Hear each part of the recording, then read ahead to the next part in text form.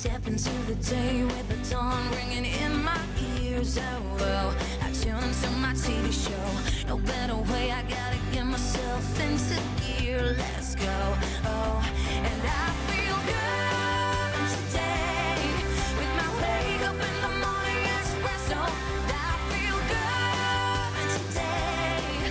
It's my feel good breakfast show.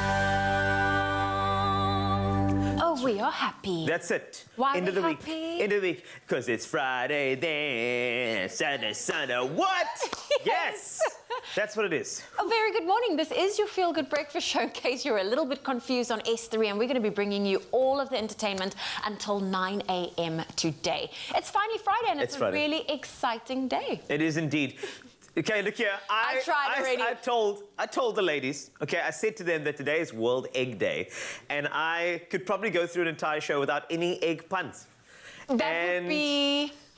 that would just not be possible. It was like saying that Table Mountain would have snow on it the day that Wasted goes with the day without any puns. I can try. No, but you shouldn't. It's a gift that you have. Okay, well... You're excellent at it. Thank you so much. You know, I'll throw in a joke or two here and there. I'll do my best, all right? But thank you so much. I mean, it's fantastic to have you along for the ride today. We've got so many things here. I mean, we've got such a great performing group that I think that if you love any individuals in uniform, you are in for a treat. I mean, even if you name your cat Navy, I mean, you know you like the Navy. This is what's going to happen. Okay, but we don't want to spoil too many surprises. That's coming up later. And then, of course, we've got an ingredient in the kitchen, which is indeed an egg that we're going to show you a bunch of things with. There are going to be so many different things. Plus, apparently, Zoe and I are going to do a little bit of a test today with regard to an egg relay. An egg relay, which I'm really looking forward to. But there's a whole lot of exciting things happening on your Feel Good Breakfast Show. I can't stop it now. I'm so sorry. But let's say good morning to Graham. Excuse me, guys, just for a second, please, if you don't mind, because I need a little bit of help. No, I'm not going to be in uniform today, but I am going to need a little help suiting up this morning. You can see everyone is expressing the new season in beautiful colors, coral being one of the hottest colors of the season, so I need a little bit of help deciding what to wear. I love both kind of color palettes, but I just can't choose. So you guys are going to have to help me out here. I've got a beautiful coral shirt, nice loose fit, perfect for summer, beautiful cotton blend, absolutely kind of light and airy. I think that's perfect for the season with some nice, beautiful chinos in a light khaki. These are a slim fit, so nice relaxed style, really comfortable. I love that. Perfect for like a yacht party over the weekend. And then this one I'm also loving, a bit more out there with the coral pants, and these are in a skinny fit. I think I'm going to love the cut and the finish there, beautiful fabric finish. And then of course we've got the linen shirt, which is also a staple. A white linen shirt is beautiful, ideal for summer, also in a nice regular fit. So it's gonna be comfy and it's gonna look beautiful, and two classic looks. I'm gonna need your help though to help me decide. So let me know on the Expresso Morning Show Facebook page. Head over to the post. Let me know what your choice is this morning, because you ultimately have to decide. And of course, if you like any of these looks or both of them, you can shop them online, in store, or using the Woolies app. Don't know. A promise to the planet, to tread lightly, to act with care, to think of the future, to appreciate nature, to shop more sustainably. Woolworths, the difference. No matter what Graham wears, you'll still be an extinguished gentleman, no matter what. But let's take a look at the news today on your Feel Good Breakfast Show. And starting off with the United Kingdom has finally removed South Africa from its travel red list as COVID-19 cases continue to decline in the country. This means from Monday, eligible fully vaccinated travelers will be treated the same as returning fully vaccinated UK residents. The decision is based on a reduction in COVID-19 cases, increase in the number of vaccinations, as well as the South African government's efforts to contain the spread of the virus. SA's removal from the red list is welcome relief for the tourism industry, especially in the view of the upcoming summer season. Meanwhile, President Cyril Ramaphosa says that this year's symposium on sustainable infrastructure development in South Africa is about new ways of building it. Ramaphosa said at the second symposium in Johannesburg that this year's event was different because the government placed emphasis on quality infrastructure. The symposium is also using green energy for the first time. Ramaphosa said the government wished to raise 441 billion rand for 55 projects during the event. On to international news. A novelist, Abdulrazak Gurna, has been announced winner of the 2021 Nobel Peace Prize for literature, I should say. The Swedish Academy praised the 73-year-old Tanzanian and UK-based author for his, and I quote, uncompromising and compassionate penetration of the effects of colonialism. The prize is 10 million Swedish crowns, or some 17 million rand, and Gurna is the author of 10 novels, including the bestsellers Paradise and Desertion. Paradise, published in 1994, tells the story of a boy growing up in Tanzania in the early 20th century. It was nominated for the Booker Prize. A powerful earthquake has hit Pakistan's southwestern Balochistan province, killing some 20 people, including women and children. Scores were injured and thousands have been left homeless. The 5.9 magnitude quake shook sleeping residents at around 3 a.m. yesterday, bringing down dozens of mud houses. Rescue operations are continuing and military doctors and paramedics have reached the worst areas. The area has a large number of coal mines which are vulnerable to collapse. Our thoughts and prayers are with everybody affected by that tragedy. Now, next, consider lending a hand to the unique African penguin.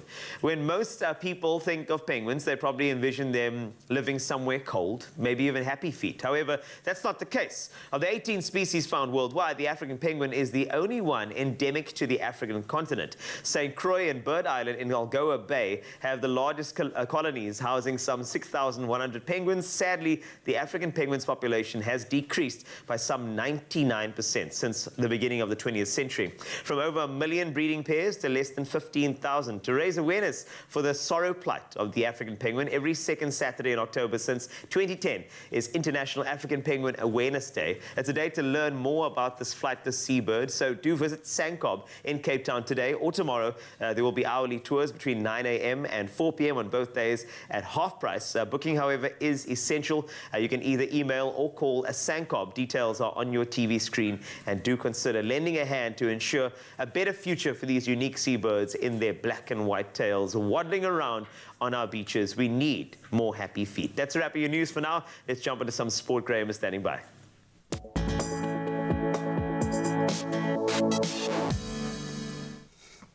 Unbelievable, not every day that you have Enrique Iglesias reading the news. Thank you so much for that one. Let's dive right into our sporting headlines with football. Not the best news, sadly. Banyana went down 3-2 to Malawi in the second semi-final of the COSAFA Women's Cup. Sabina Tom scoring a brace to guide her nation to their first ever final in the tournament. And it is the first time that a seven-time winner South Africa have failed to make it to the final. In fact, Desiree Ellis's charges came from behind twice before a goal in the 85th minute sealed the win for Malawi. That means Malawi will play Tanzania in that final after they beat Zambia 3-2 on penalties in the first semi-final. Banyana will square off with Zambia in the third place to playoff. Then on to rugby news. Stephen Kitsoff, Lut Diaga, Lucanio Am, Makazole Mapimpi were all included in the rugby championship team of the tournament. That was, of course, according to World Rugby. So Australia, who finished second behind New Zealand, had the biggest representation with 6 players, including Quade Cooper, who was a revelation throughout the tour. The All Blacks had 5 players in the team, with Geordie Barrett the only backline player. Ian Foster's side only lost 1 match in the whole competition. That was a narrow 31-29 defeat at the hands of the Boks in the final round. It was a disappointing showing from a South African perspective until that match, losing twice to the Wallabies and once to New Zealand to finish 3rd in the competition. Then on to cricket news. The ICC says psychologists will monitor players at the T20 World Cup to help them cope with the growing number of mental health cases in biobubbles. So pandemic strain has become increasingly apparent in recent months, with England's Ben Stokes now on a prolonged mental health break and other leading players complaining about the pressures of going from bubble to bubble in different tours and tournaments. In fact, a number of players missed or left the IPL in the UAE because of biobubble stress. The 16 nations at the World Cup, starting on the 17th of this month, will be confined to their hotels for the majority of the month-long tournaments. And on to MotoGP. MotoGP will visit 2 new circuits in 2022, with Finland and Indonesia added to the calendar in a season that will consist of 21 races. The season starts in Qatar on the 6th of March and then runs through to November the 6th, where the campaign will reach its climax climax in Valencia. Argentina, Japan, Thailand, Australia and Malaysia are all back in the fold. That was after being cancelled due to COVID this year. Finland and Indonesia had been due to return to the World Circuit in 2020, but their inclusions were also victim to the global pandemic. Well, those are some of your sporting headlines this morning, and of course we'll delve a little deeper into the sporting action headed your way. Oh, can we salvage something in the United Rugby Championship? We'll delve into that in just a moment, so stick around.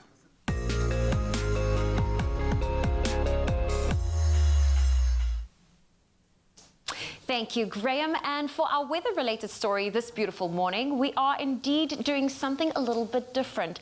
Now, as fall dawns in the Northern Hemisphere, dozens of the largest brown bears on Earth face off during the Fat Bear Week, an annual battle of bulk in far-flung Alaska's this is Katmai National Park that rewards the bears' pre-winter hibernation games.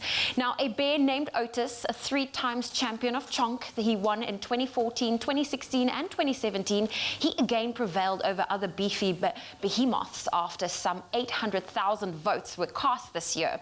Now, in fact, the plump pro soundly defeated his nearest rival named Walker by nearly 6,000 votes.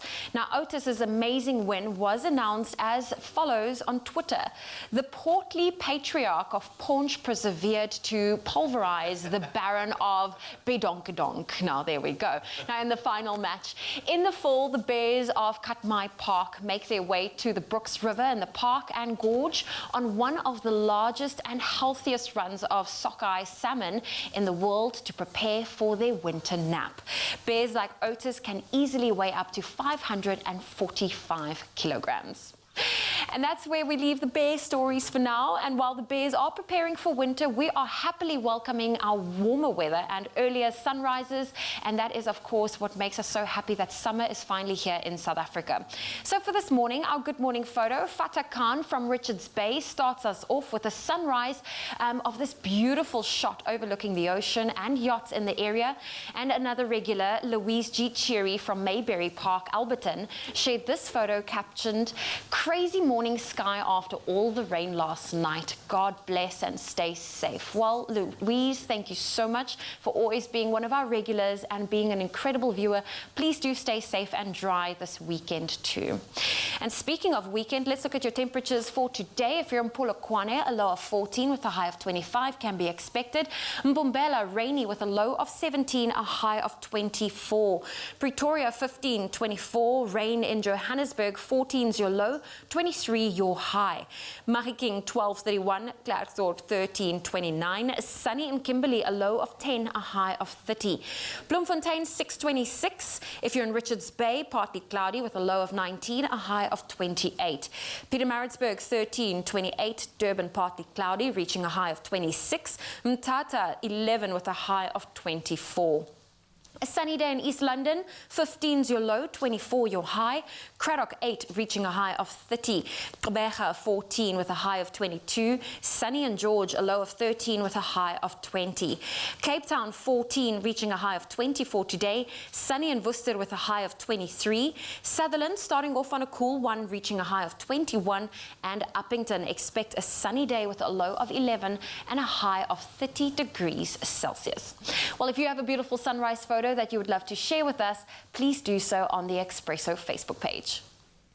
Let me take this opportunity to say good morning to you, Mzansi. My name is Jamie Dom, reporting live for World Egg Day. I'm excited. I knew this is coming. I'm not doing it. They're trying to pull me into these egg traps. I'm not doing it today. It's going to come, I promise you. No, I will not doing it. Would you answer one question for me, though? Yes. Fried, poached, boiled, scrambled, how do you like your eggs? I'm going to have to say fried over easy, but the yolk has to be a certain gooiness. Like, I don't want like the yolk to be too runny. It's got to have like a goo to it, like that sort of thing. It's got to be pliable to toast. I will never make you an egg because Why? that's too much pressure. No, it's not pressure. You can get it right. And yourself?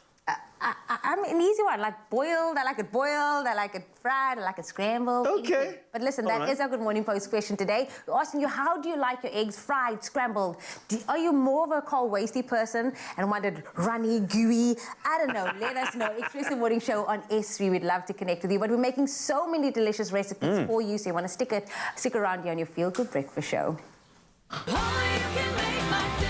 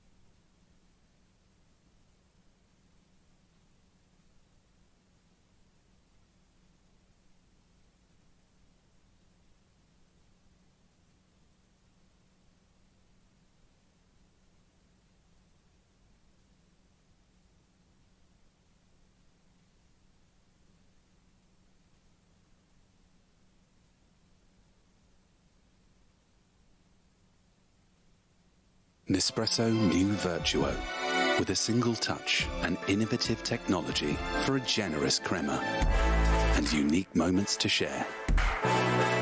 Virtuo, standards are meant to be broken. Nespresso, what else? It's my feel-good breakfast show. Yes, indeed, it is your feel-good breakfast show here on S3, setting the tone for the weekend and this Friday. And you know what makes a good Friday or good weekend? It's a good hair day and can make your entire day. Just ask Zoe Brown. She loves smooth, shiny and frizz-free hair. Take a look. In the mornings, it's very important that my hair looks good.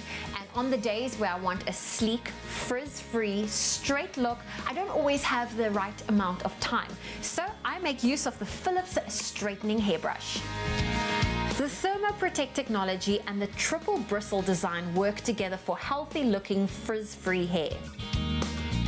When you switch it on, it only takes 50 seconds until it's ready, and that LED light will stop flashing the minute your brush is heated up. Triple bristle design gently detangles and straightens while protecting your scalp from heat. It has tourmaline ceramic coating for shiny, smooth, frizz-free hair. ThermoProtect technology maintains constant temperature across the brush to prevent overheating for protected, healthy-looking hair. It comes with two temperature settings, one at 170 degrees Celsius and the other at 200 degrees Celsius, all depending on your hair needs.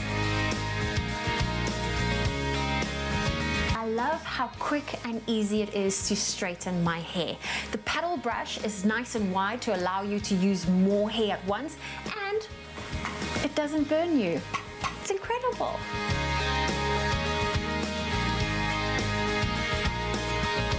There you have it, quick and easy. I love that it didn't take me long to straighten my hair for the show, because in the mornings time is so tight, and if you want to get your hands on this Philips heated straightening brush, you can simply shop it at Woolworths, in-store, online or on the Woolies app.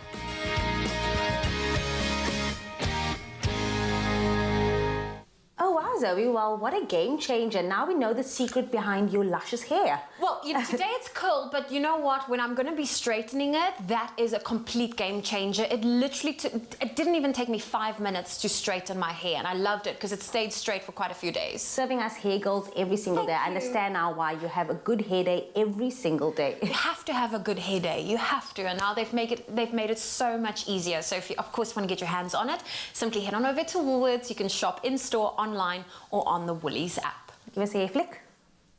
Oh yeah.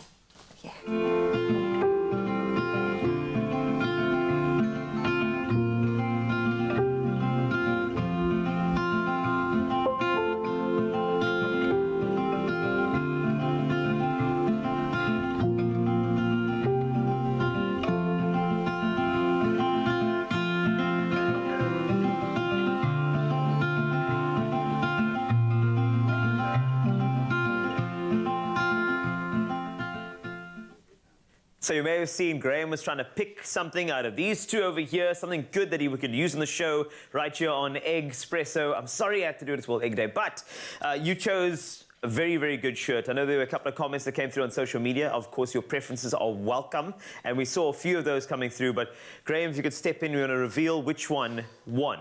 I'm here. I'm quite excited. I'm going to slip in over here because I like them both. I know one is quite refined, but of course, you know it's Friday, and Fridays are all about color. It turns out that the social media comments coming through were all leaning to one color. That color was not white. It was not? It was not indeed. It was actually the pink, salmon, sorry, or coral. Coral. What do you think? I'm going to go with coral. I'm going to go with a deep coral, Let's see what the people had to say. Yeah, so? Obida is saying, hey, G-Man. I'm going to just say, how's it? Yep. Obida, we love you. You would look dashing in 1 or 2. Oh, Peter. Stop it. Look at you. Hey. Muzi, number 1, styled by Woolies. Jenny B. King, number 2. 2. Cameron Harker, number 2. 2. All of it goes down. 2. That's it. I can't remember which was number 1 or number 2. Number 2 was the coral one. So you are getting the coral wasty color. That's beautiful. You're welcome. Exceptional choice. Thank you. Absolutely beautiful this morning. I will take it. Guys, thank you so much. As always, your choices are amazing. I would have been happy in both, but I like this, and at least I fit in because everyone's popping with beautiful summer color today. Thank you. So if you like this one, in fact, if you feel like this one should have been the one, then go and buy it yourself and wear it today. You can find it in store, online, or on the Woolies app. But this is the choice for me. I'm going to take a moment and go and get dressed, I suppose. Yes, you can. Okay. Unless you want to do it right now. That's fine. Up to you. No. A promise to the planet, to tread lightly, to act with care, to think of the future, to appreciate nature, to shop more sustainably. Woolworths, the difference. Oh, you can make my day.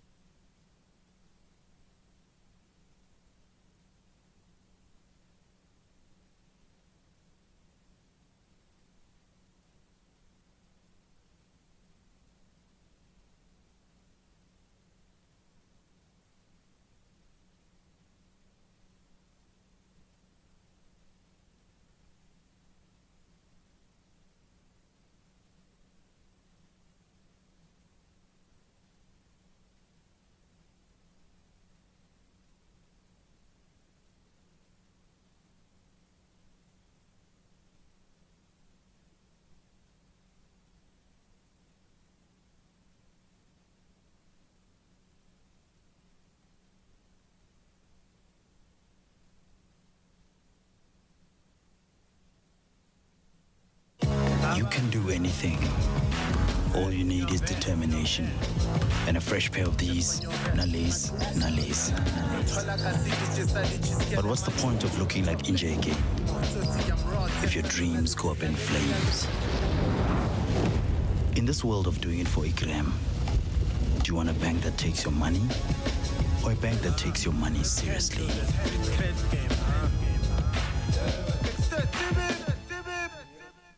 It's my feel-good breakfast show. Welcome back. Obviously, last night we got treated to some amazing European football. France pulling off an unbelievable win against the #1 ranked Belgian side, coming back in that second half to win 3-2. But there is no football this weekend. Club football is on a break. So that gives us an opportunity to focus on something else. Plenty of sport to whet the appetite. Of course, we've got the United Rugby Championship. It's got to get better. It has to improve for the South African teams as they look to bounce back from a disappointing first two rounds. And then, of course, Formula One returns to Turkey, and that is looking really spicy. Mike Pedro joins us to give us all of the details. Mikey, baby, man, make me feel better about this United Rugby Championship. What is going on? I mean, so much hope. I kind of felt that the quality of the South African rugby was pretty good. Maybe it was the British and Irish Lions tour had kind of buoyed my perception a little bit, but in your mind, why are we so far off the pace, or are we that far off the pace? Put it in perspective for me. Yeah, I think it's a tough one at the moment, Graham, to be honest, because when it was announced that South African teams would head into Europe, we thought, okay, cool, this is a new opportunity for a lot of these players, a chance for them to step up and show their skills on a more international stage than just playing against the same teams domestically in the Currie Cup and the different local competitions that we have here. So the step up was always going to be difficult, I think, just purely because a lot of the players hadn't experienced European conditions, hadn't experienced playing against European teams before. So I think that adjustment period is obviously still happening. The Lions got us off to a brilliant start. They won their very first game. Unfortunately, since then, South African teams have really struggled. I think for me, probably the biggest disappointment has been the Bulls. They have been very dominant on the local scene for the last 12 to 18 months.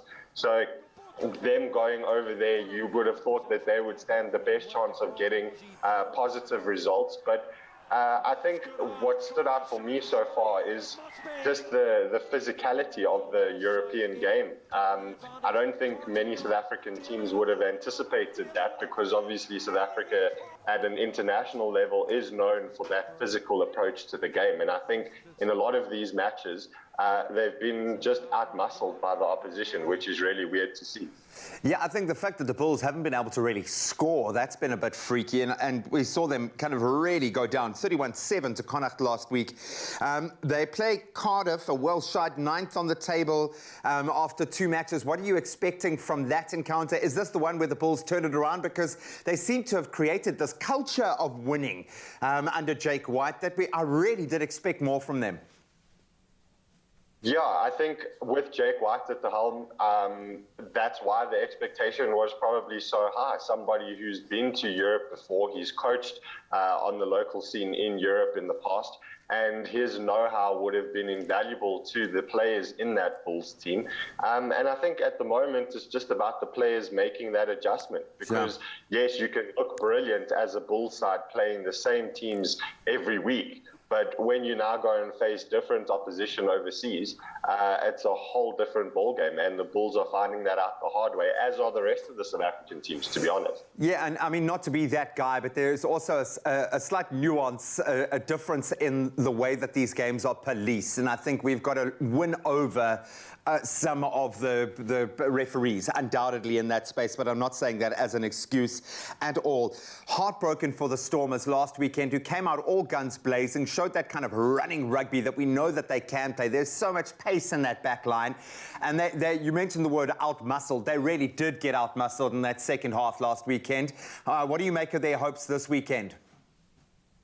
Yeah, I think you were spot on there with a great start to the game, scoring 2 tries in the opening couple of minutes, stretching out to a 15-point lead or so, 14-point lead, and then just sort of imploded from there. I think Munster got to grips with their style of play, and they really started dominating that forward contest. I mean, a lot of the tries that they conceded were from lineouts on their own 5-meter line, where Munster just mauled the ball over, or they got close to the line and their forwards just bashed their way over. So I think that, again, the physicality is something that I've been very surprised at, that the South African teams haven't really been able to cope with so far. Yeah.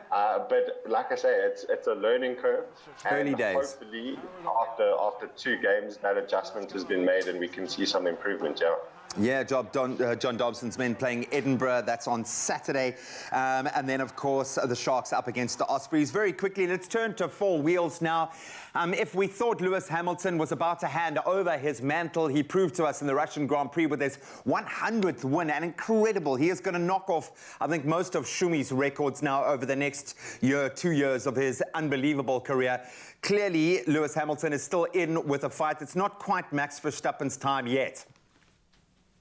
No, and Lewis Hamilton definitely has a lot to say about that. He's currently 2 points ahead of Verstappen in the drivers' standings. I think there's about 10 races left in the season, so there is quite a bit of racing still to come. But Max Verstappen definitely pushing Hamilton closer than he's been pushed in the last couple of years, certainly at the top of those drivers' standings. And I don't think if that's going to change this weekend. I mean, Verstappen last time out 2 weeks ago had to start at the back of the grid because Red Bull changed the engine in his car. So that's something that Hamilton will have to contend with this weekend as well. And it's going to make it even more interesting than it has been already so far this season. And I think the 2 week break has done the drivers some good because it's getting pretty intense at the moment, especially up at the top. And we'll see if Verstappen can keep pace with Hamilton in the standings and whether Hamilton can keep pace with Verstappen on the track. Yeah, man, and that whatever engine they put in that Red Bull seemed to work. To go from the back of the grid to finish on the podium, unbelievable performance. Either way, wherever your loyalties lie, we love to see that kind of rivalry in Formula One. That's what the sport is all about. And of course, it heads to the Turkish Grand Prix this weekend. Mike, Pedro, thanks. I do feel better about the United Rugby Championship. You've done your job. Good man. We'll continue our sporting chat in just a moment. Right now, let's stop the talk and put these words into action with a little bit of activity. And this is the type of activity I promise you can do from the comfort of your own home. You do not have to be a pro in any way. But of course, you know, here on your Feel Good Breakfast Show, we love fitness, and today is no different, regardless of it being a Friday. Because when it's Friday, it doesn't mean you have to start, you know, you have to like just... Basically, if you're going to work out on a Friday, you start your weekend off with a bit of fitness. So what better way to get the blood pumping than a full body workout that you can do in the lounge or in your bedroom or simply in your backyard. And this workout with our model and fitness enthusiast, Danielle Hendricks. He is here to show us how to get the heart rate up and really target all areas of the body, especially your core. Mr. Hendricks, I'm very excited for today. Morning. I am good. Okay, you're a fitness enthusiast, and I feel like I've kind of fallen off the bandwagon a bit. So I'm slowly getting myself new goals. Keep the ball rolling, and once the ball gets rolling, yes. Can't stop you. True. Thank you. So what are we starting off with today? today? So we're going to do not just any basic lunge, literally with a twist, okay? So you get it down, right leg first, and you just twist it like that. And we want to do this about 15 to 20 reps, okay? There we go. And this is also so nice if you've got a weight at home to add a dumbbell, or even if you don't have dumbbells, variation. A bag of sugar or a bag of rice. There we go. So how often do you try and work out? Every week? Basic time, do it all the time. Okay. Every day's grind. Okay, so now that we've got the lunge out of the way, so we're going to go down to a step position over here. So what we call this is a jackknife, basically. So you're going to go from right to left, okay? So your right hand to your left foot, and you're there. There we go. I'm going to Lovely down stuff. a little. Sorry. There we go.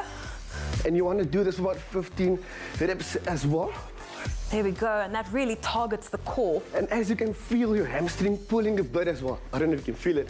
Yes. I quite like this one. This one's a little bit more on the controlled side. It's not too crazy. There we go.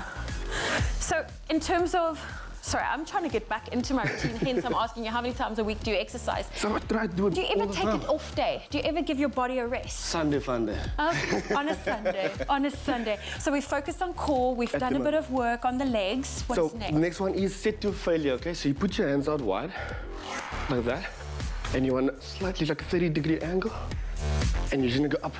So there is no number or time for this exercise. This one you clearly want to do up until failure, basically. Oh, okay. So you work your way up for as long as you can. Exactly. Up until you feel that burn. Oh, and you want burning. to stop. It's burning. It's definitely burning. Okay, lovely stuff. Now that we got that out of the way, Zilla, so you're probably wondering, what is this over here?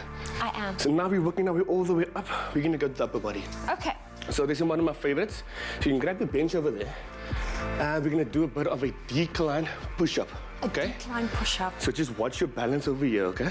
So you don't fall over. So you're going to do there. That is where you are. Arms not too far from your shoulders.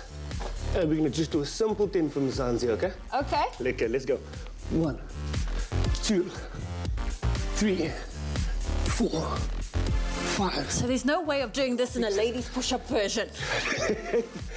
9, 10. I didn't know that you joining me this morning, so... But it's cool. So that's quite a nice one. And I suppose if you're not strong enough yet to really do an elevated push-up, you could always convert and really just modify your workout to a ladies push-up where you drop your knees, build up some strength, and then you can get to this. So in this exercise, is basically you want to take a 10-second break in between exercise. And remember, this is like a circuit, full body. Okay. So you're going to go 4 rounds, take a minute break in between. Okay. Well, there we go. A quick, simple, easy workout that you can do from the comfort of your own home.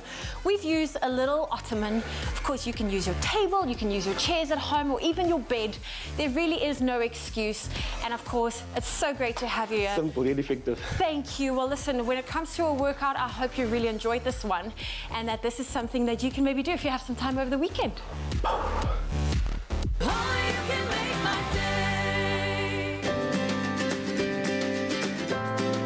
Simple as CBD should be.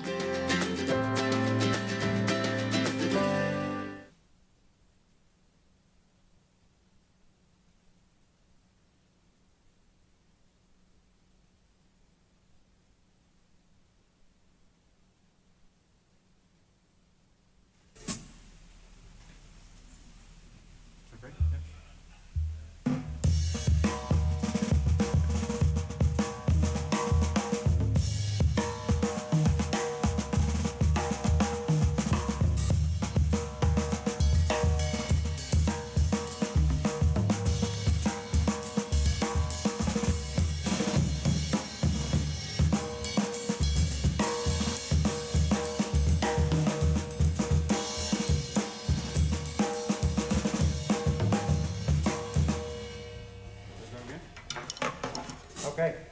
Okay, we're just waiting for everybody to get in. Okay, guys, let's just take positions quickly. Can we do 4 because I've got 4 on the take rider. Okay, 4. Okay,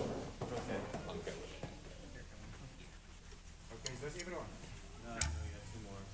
Okay, can we just like cancel on while we wait for the others? Yes. What's that? Just like play a song together? Yeah. Just while we wait for the others to come. We can go?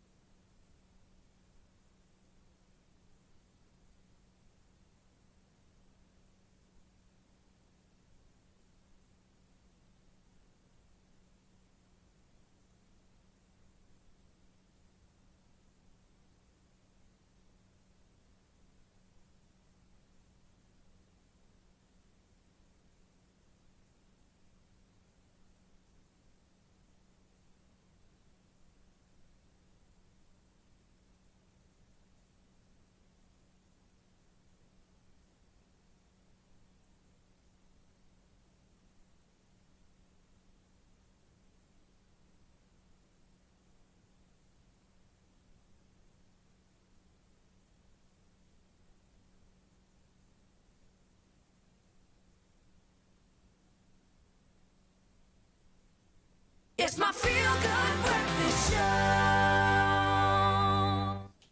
Welcome back. You are live. Yes, it's not you, it's me. I've changed. I really have. No, literally, I've changed. Thanks. Great choice there. Time to delve back into our weekend of sport. It's offering a little bit of everything from everyone's corner and perspective. We've got a little bit of football. We've got some boxing. And speaking of boxing, probably one of the most highly anticipated trilogy fights ever between Tyson Fury and Deontay Wilder is set for Sunday morning, bright and early.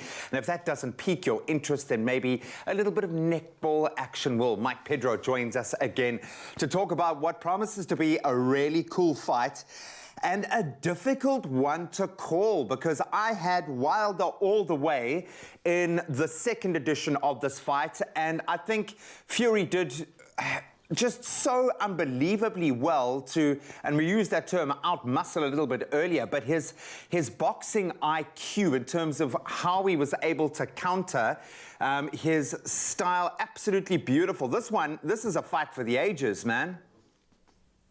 Yeah, it is. I think after all the talk with Tyson Fury potentially facing Anthony Joshua and all of that falling through the cracks with Deontay Wilder taking his appeal to court for them to have this trilogy fight, I think that's just added a little bit of something extra to this. Obviously, the first fight ended in a split decision draw. It was a little bit controversial given the fact that Fury was knocked down twice during that bout. But in terms of punch accuracy and landing shots, Fury was the better in that regard. So I think a pretty fair result, even though a lot of people saying that Wilder maybe should have won, other people saying Fury should have won. But that second fight with Fury and Wilder was just so dominant from Fury. I think he looked fitter. He looked like he was more in the zone in that fight. And he pulled off the victory with Wilder's corner throwing in the towel. So I think that's made for this third fight to be extremely interesting. I think the build-up to it has been so shrouded in controversy and shrouded in doubt. Would it happen? Would it not? It's happening now on Sunday, and I can't wait to see it. And I think the whole boxing world can't wait to see it. We love a classic heavyweight rivalry like this. I suppose maybe the court of public opinion tends toward Wilder because he's a better-looking boxer. And if you look at his fights and his dominance throughout his career, but up against the Gypsy King, there is just something about the way that Fury boxes and uses his body and his ring management that seemed to completely nullify Wilder in the last fight. So what does Deontay have to do to beat Fury this time out? Because clearly, if he was willing to go to court for this one, he believes that he can do it. Yeah, definitely. Look, boxers are never short on confidence, whether they're winning or losing. So I think Wilder just has to come out there and I mean, they fought each other twice. So I don't think that their strategies are going to change much. Yeah. So that's what makes it more interesting, is that they've both in the last 3 years, I think, fought each other twice already. So they know what the opponent is more or less going to do. They know what the opponent is about. And it's just whether the individual can counter what their opponent is doing. I think Wilder needs to come out quickly, because I think the feeling in his camp is that maybe Fury can't go the distance just because they haven't fought for so long. And as you say, Wilder does look in better shape, but that doesn't say that Fury isn't fit enough to last 12 rounds. Yeah. But I think it's going to be very interesting. A tactical fight, I think, is what we're going to see, because usually trilogy fights that's the deciding one. You're probably not going to see them fight each other again. So I think there might be an air of caution in the beginning, and then once they've sussed each other out, then maybe we'll see some bombs being thrown. Yeah, I'm seeing a knockout in the 7th round, man. I'm going to put it out there. Get the popcorn ready. As I said earlier, this is a fight for the ages. We love a good heavyweight tussle, and this certainly fits that bill, going out bright and early on Sunday morning. Let's turn now our attention to some Proteas and netball, and a great prospect. Of course, we had our tour with Jamaica and Trinidad and Tobago cancelled, and then suddenly some silver lining as we head over to Ireland, and then, of course, move to Northern Ireland to face off against Wales and Scotland. It feels like the Proteas ladies have been knocking on the door of the top 3 for so long. They keep proving their credentials. How do you see this particular tour playing out, and what can we expect from our Northern Hemisphere opponents? Yeah, I think it's a very timely tour for South Africa ahead of the Commonwealth Games next year. And obviously, Cape Town is going to host the Netball World Cup in 2023 as well. So everything that the team is doing at the moment is building up to the Commonwealth Games, and then obviously the World Cup the following year. So I think as many matches as they can get in between now and then is only going to benefit them. And as you rightly say, they have been knocking at the door of the top teams in the world. And it's just about performing on the big stage. I mean, they did so well in the previous World Cup in England. Hopefully they can carry that momentum. Look, it's been tough for a lot of the players because obviously our netball league isn't as professional as maybe the ones in Australia and in the UK. So a lot of the players go over there, which is also good because, I mean, they're still getting game time at a very high level, and they can bring that fitness and experience back to the national team. And I think a lot of the players are getting used to the pace of the game in the Northern Hemisphere. which is obviously going to help against opposition like Scotland, Wales, and Ireland as well. Yeah, great run-in. Just very quickly, $15 bet on it. Who's going to take it, Fury or Wilder? I think Fury will take it. He's been very loud in the build-up to this, as most boxers are. But I think he's very confident in his ability. He's trained well from all accounts that I've seen, and I think he's going to take it. Yeah. In that case, I've got to go with Wilder, buddy. I'm going to come for your 15 rand. A fantastic weekend of sport, even though we are on international breaks and everything else. Great to see such a plethora of sporting action to sink our teeth into. You go there, enjoy it. You have the best job in the world. Thank you so much to Mike Pedro, our sports correspondent, broadcasting all the way from his home this morning. What an excellent lineup for the weekend. And even better, we've got an exclusive coming to you right now on World Egg Day. You know, Graham, the problem with me being in the kitchen on World Egg Day is that there are so many pun pitfalls all over the place. I'm going to try my best. I'm going to keep it together. But as you know, today's World Egg Day we are celebrating. It is one of the most nutritious little things you can add to any sort of dish. And we want to give it a different spin. We're going to do a brown rice salad. And then we're going to add something that is going to be a little twisty. Jammy eggs. Come on now. Now, when you say like gooey jammy, that's actually the way I like my eggs. I was explaining it earlier. Of course, get into social media. If you've got a preference as to how you like your eggs, then let us know on the Expresso Facebook page. So, although the jury is still out as to what came first, the chicken or the egg, one thing we do know is that we just love eggs, especially on this type of day. And I can tell you that I'm not going to pun it. Promise, I'm not. But sometimes I will be shellfish. And not do it. Okay, fine, I will do it. But we are celebrating. We're going to help raise awareness of the benefit of eggs today. And of course, there is so much. There's importance in human nutrition as well. And we're going to cover all of those bases while giving you this recipe. Now, eggs are a great all-rounder and can be easily whipped up into pretty much any meal. You've got breakfast, you've got lunch, you've got supper, snacks. Today, we celebrate by making a delicious, healthy, as mentioned, brown rice salad with jammy eggs. And we've got Chef Chumi, who's going to give us something absolutely amazing. Chumi! Sorry, I had to. It's your song. You know that. We're working on it. You crack me up. You know that. Oh, here we go. Here we go.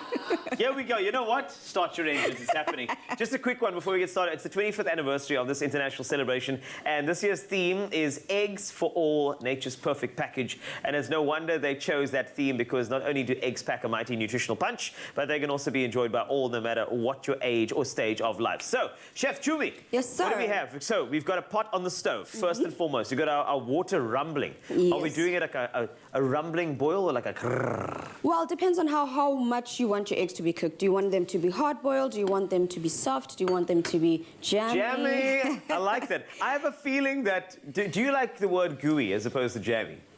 I think gooey works more for me when you're doing sweet stuff, like you want a gooey... Oh, cakey, gooey, yes. Yeah, Okay. gooey center. So jammy. Jammy, I actually didn't know of this jammy stuff until... Well, until now. Well, we learned something new. That's fine. Well, then to make our boiled eggs, Yes. in this instance, we want to make sure that when we peel the egg, the shell, Yeah. we don't have any of that white stuff. I'm going to call it the white skin. So what you do is the trick is add some vinegar and salt into your water because that helps it peel. I've heard of this, eh? It's a huge trick. It's a party trick. You talk about, you're all about the tricks, right? But I'm just enjoying the education. Okay. Which is great. I really appreciate it. So what do you want me to do? I would also like to help you. Get to work, That's fine. I will get to work, yes. I need you to do the dressing for us. It's a simple, tasty dressing, very refreshing, works great with the eggs and brown rice that we have here. You've got some basil, you've got some parsley, mustard, a whole lot of beautiful things there. Just put it all together. So you want to just throw it all together? Together. Or do you want me to emulsify like a vinaigrette? I'm asking for a friend. I'm just asking. Okay, emulsify. You know, emulsify. Thank you so much. You're emulsified. You know, if you want to do this emulsification that you're referring Yes, please. to, then add everything else. Add the mustard, the vinegar, and all of that. Yes. And then add the oil at the end, because that's what causes the emulsification. You know what I'm saying? That's it. That's it. This is, you know, she gave me a great example as to how to do it there, which I really appreciate, which is great. So I'm going to get going on that while you are... shaking your head It's and over cutting for your you. greens.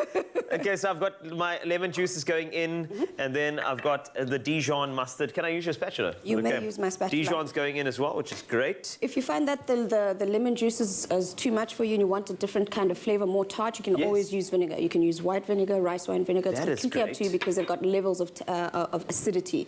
But I like the freshness of lemon juice. So lemon juice, lime juice works. Agreed. And there is something about it. There's something cool. And I mean, for some reason, it actually just works as well. So this is what I'm going to do as well. I want to do a nice pinch of salt in your chef. Is that okay? Because I like this.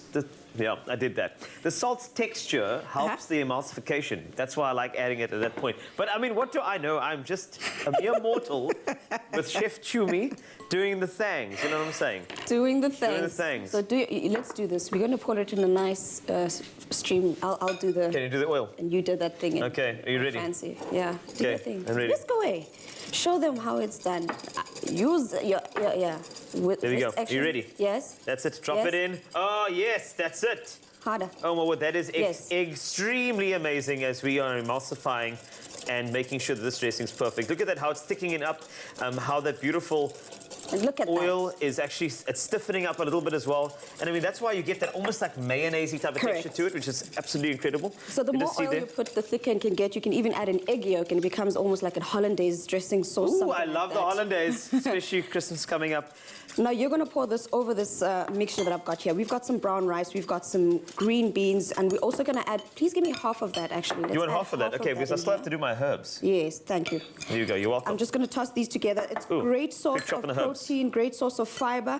All of this is, it's so fresh, and I love the fact that it's very vegetarian as well. So if anyone wants to omit all those meat products, you can use the eggs, because some people do eat eggs even though they're vegetarian.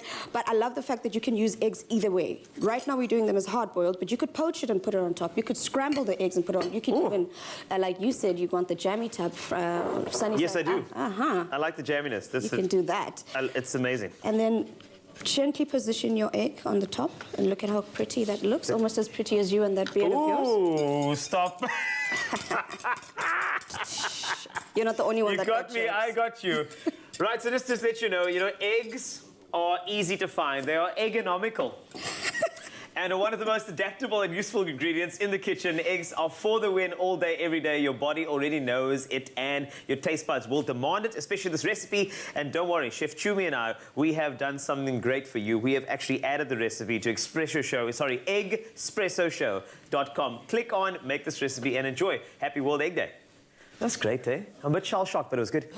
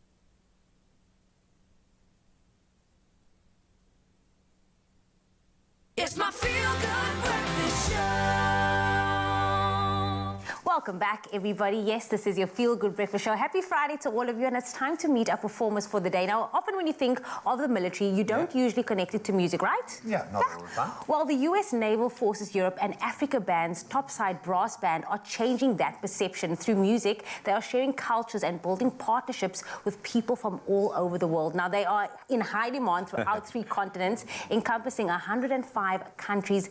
Let's take a sneak peek. We're 1,000 miles from comfort.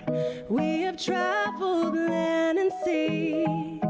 But as long as you are with me, there's no place I'd rather be. I would wait forever, exalted in the sea. As long as I am with you, my heart continues to beat.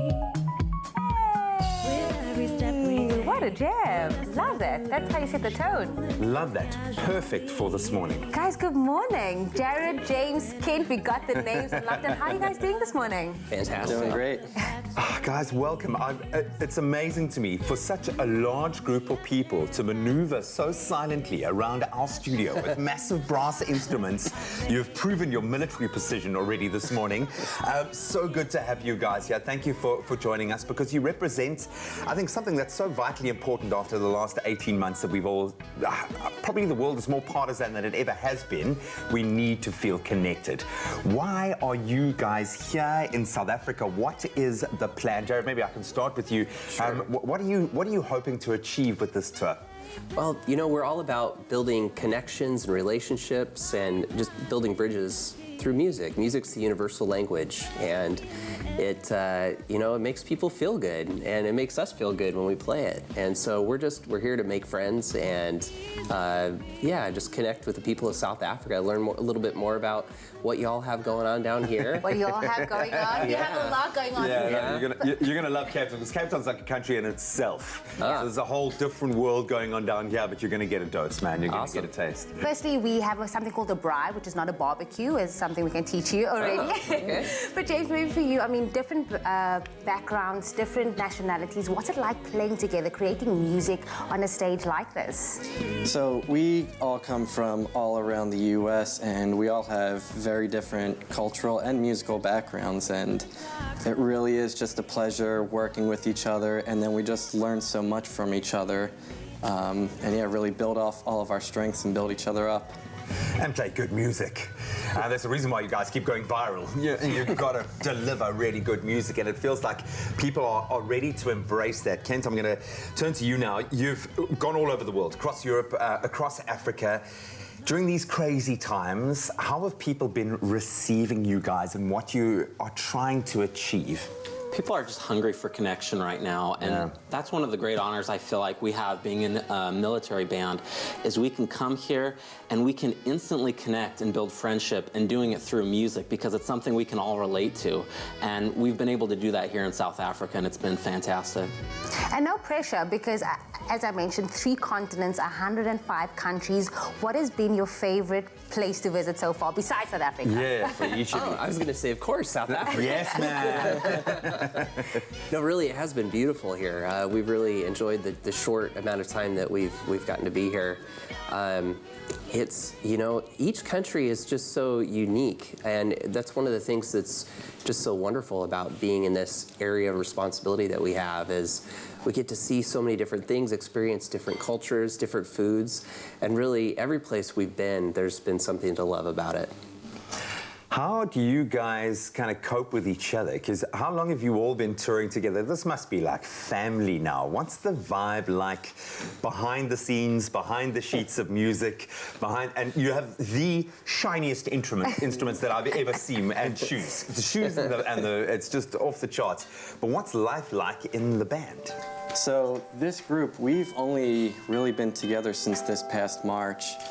But just playing together, you know, almost daily, and then going on the road, you really get close with people really fast, especially on long travel days, and then just traveling, seeing the world together, just instant connections with each other, and I think we all agree we're really lucky to have this specific group together. And do people expect this? Because when I came into wardrobe room today and I saw you guys, I was like, what is happening right now? Everything Uniform. And then you hear the sound, it's different and it's pop and it's not, you know, the standard that you'd expect. Contemporary. So do people expect this when this comes out and you guys play for everybody?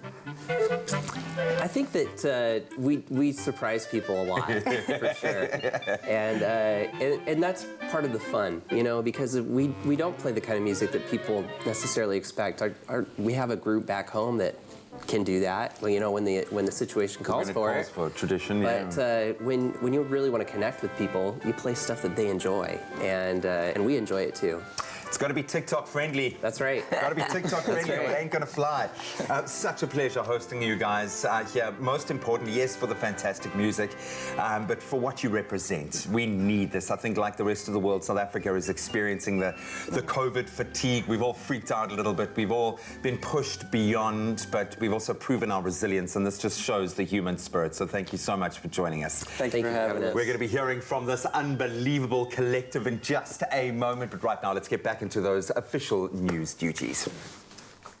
It's 7 a.m. Let's take a look at the news on your Feel Good Breakfast Show. And starting off, Eskom yesterday announced that Stage 2 load shedding would be implemented until tomorrow to replenish emergency generation reserves.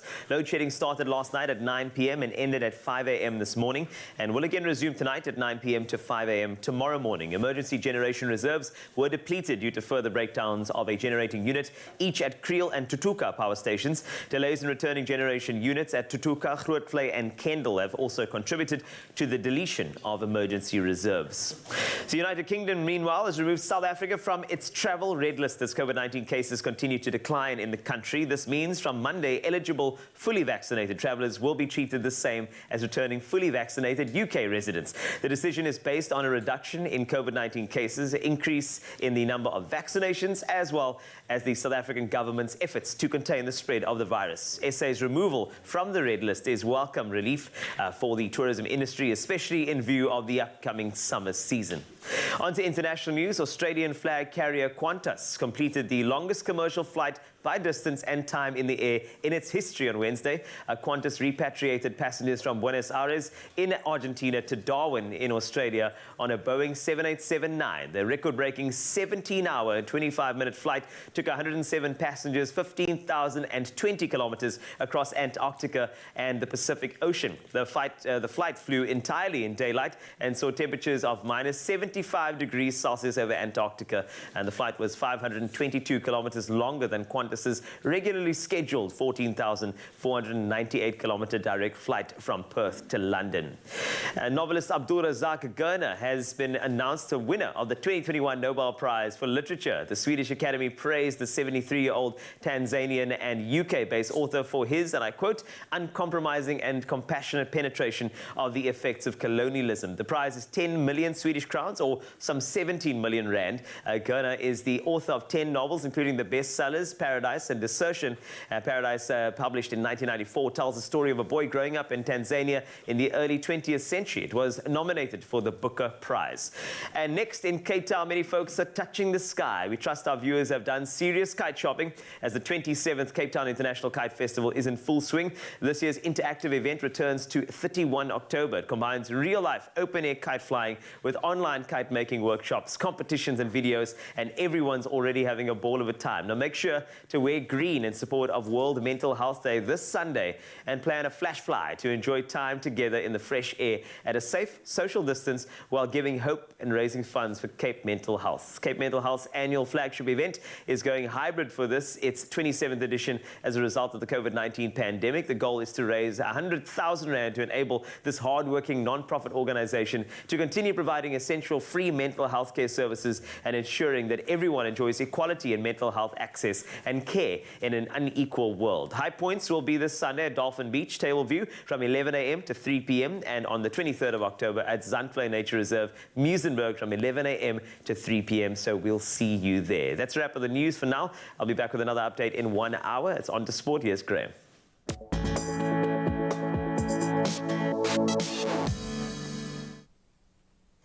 I'm trying to offer you as a broader sporting perspective as we can this morning. Let's start with football, and unfortunately not the best news as Banyana went down 3-2 to Malawi in the second semi-final of the COSAFA Women's Cup.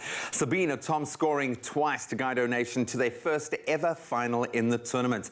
And in fact, it's the first time that seven-time winners South Africa have failed to make it to the final. Desiree Ellis's Chargers did show a lot of spirit coming from behind twice before a goal in the 85th minute secured the win for Malawi. That will see them now face Tanzania in the final. That was after they beat Zambia 3-2 on penalties in that first semi-final. Banyana will square off with Zambia in the third-placed playoff.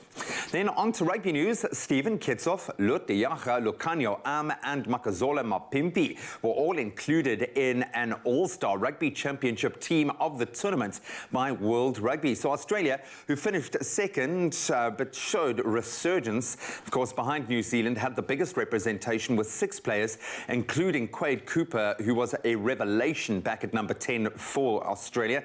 The All Blacks had 5 players in the team, with Geordie Barrett the only backline player. Ian Foster's side only lost 1 match in the whole competition, narrow 31-29 defeat at the hands of the Boks in that final round.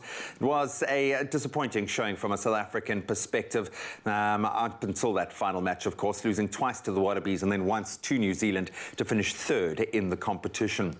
Then on to cricket. The ICC says psychologists will monitor players at the T20 World Cup to help cope with the growing number of mental health cases in biobubbles. So pandemic strain has become increasingly apparent in recent months, with England's Ben Stokes on a prolonged mental health break and other leading players also complaining about the pressures of going from one biobubble to another on different tours and tournaments. And a number of players missed or just left the IPL to the UAE because of biobubble stress. The 16 nations at the World Cup, starting on the 17th of this month, will be confined to their hotels for the majority of that month-long tournament. Then on to MotoGP news. It will be visiting 2 new circuits in 2022, with Finland and Indonesia added to the roster in a season that will consist of 21 races. So the season starts in Qatar on the 6th of March and then runs through to the 6th of November, where the campaign will reach its climax in Valencia. So Argentina, Japan, Thailand, Australia and Malaysia all back in the fold after being cancelled due to COVID this year. Finland and Indonesia have now been obviously due to return to the World Circuit in 2020, but their inclusions were also victim to the global pandemic. If you missed any of those headlines, we'll touch on them again at 8 o'clock right now. Let's get the latest on the weather front.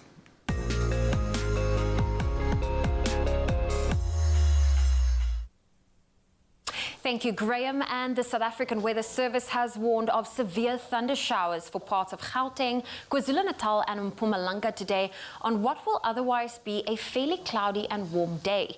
Now, a yellow level 2 warning was issued for severe thunderstorms, which will result in strong damaging winds, hail and rain that may lead to flash flooding over the eastern parts of the Free State, southwestern bushveld of Limpopo, Gauteng, southwestern parts of Mpumalanga and western KwaZulu-Natal. This could result in damages to informal settlements, disruption of municipal services, telecommunications and power supply. The Weather Service also warned that extreme high fire danger conditions are expected over the eastern half of the Northern Cape.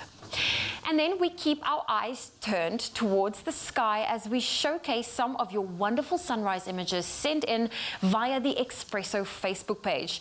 Ria Tile captured this lovely silhouetted shot as the sun rises up in the distance, and Rena from East London took this picturesque photo of the blue sky, showing the sun already up in the sky with some cloud cover rolling in the distance. Absolutely beautiful.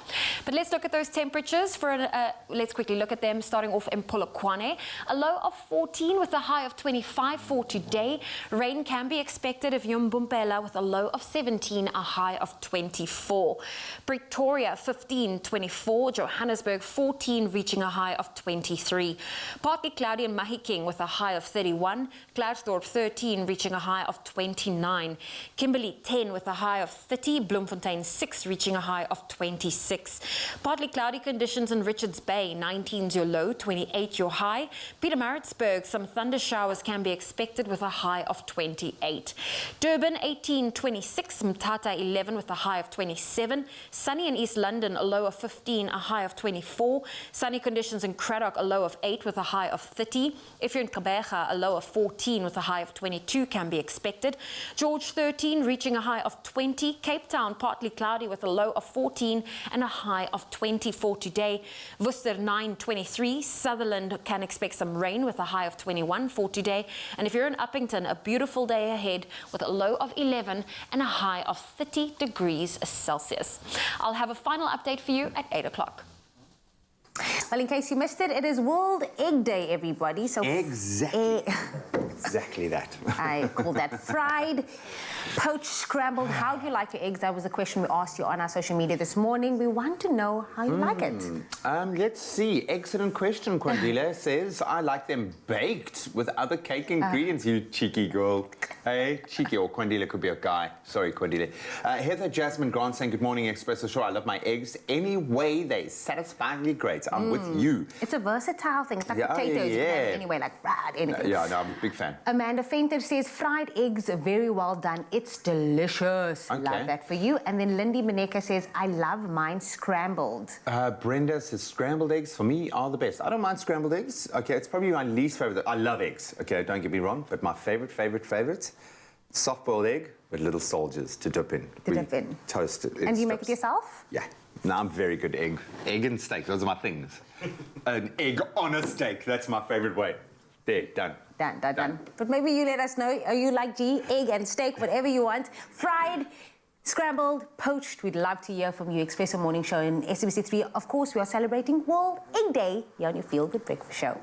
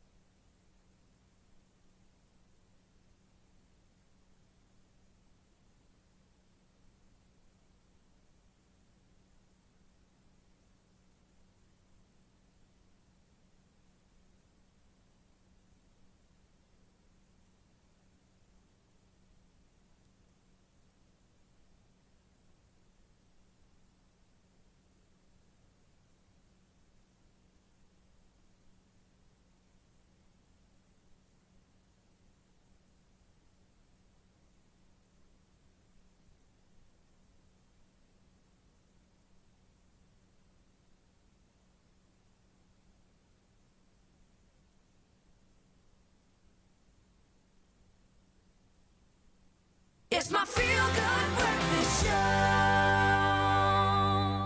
That's exactly what I was saying before the break. At the end of a long week, there is nothing smoother than a sip of Tropica. We know that, and we are celebrating World Egg Day, the punniest day of the year.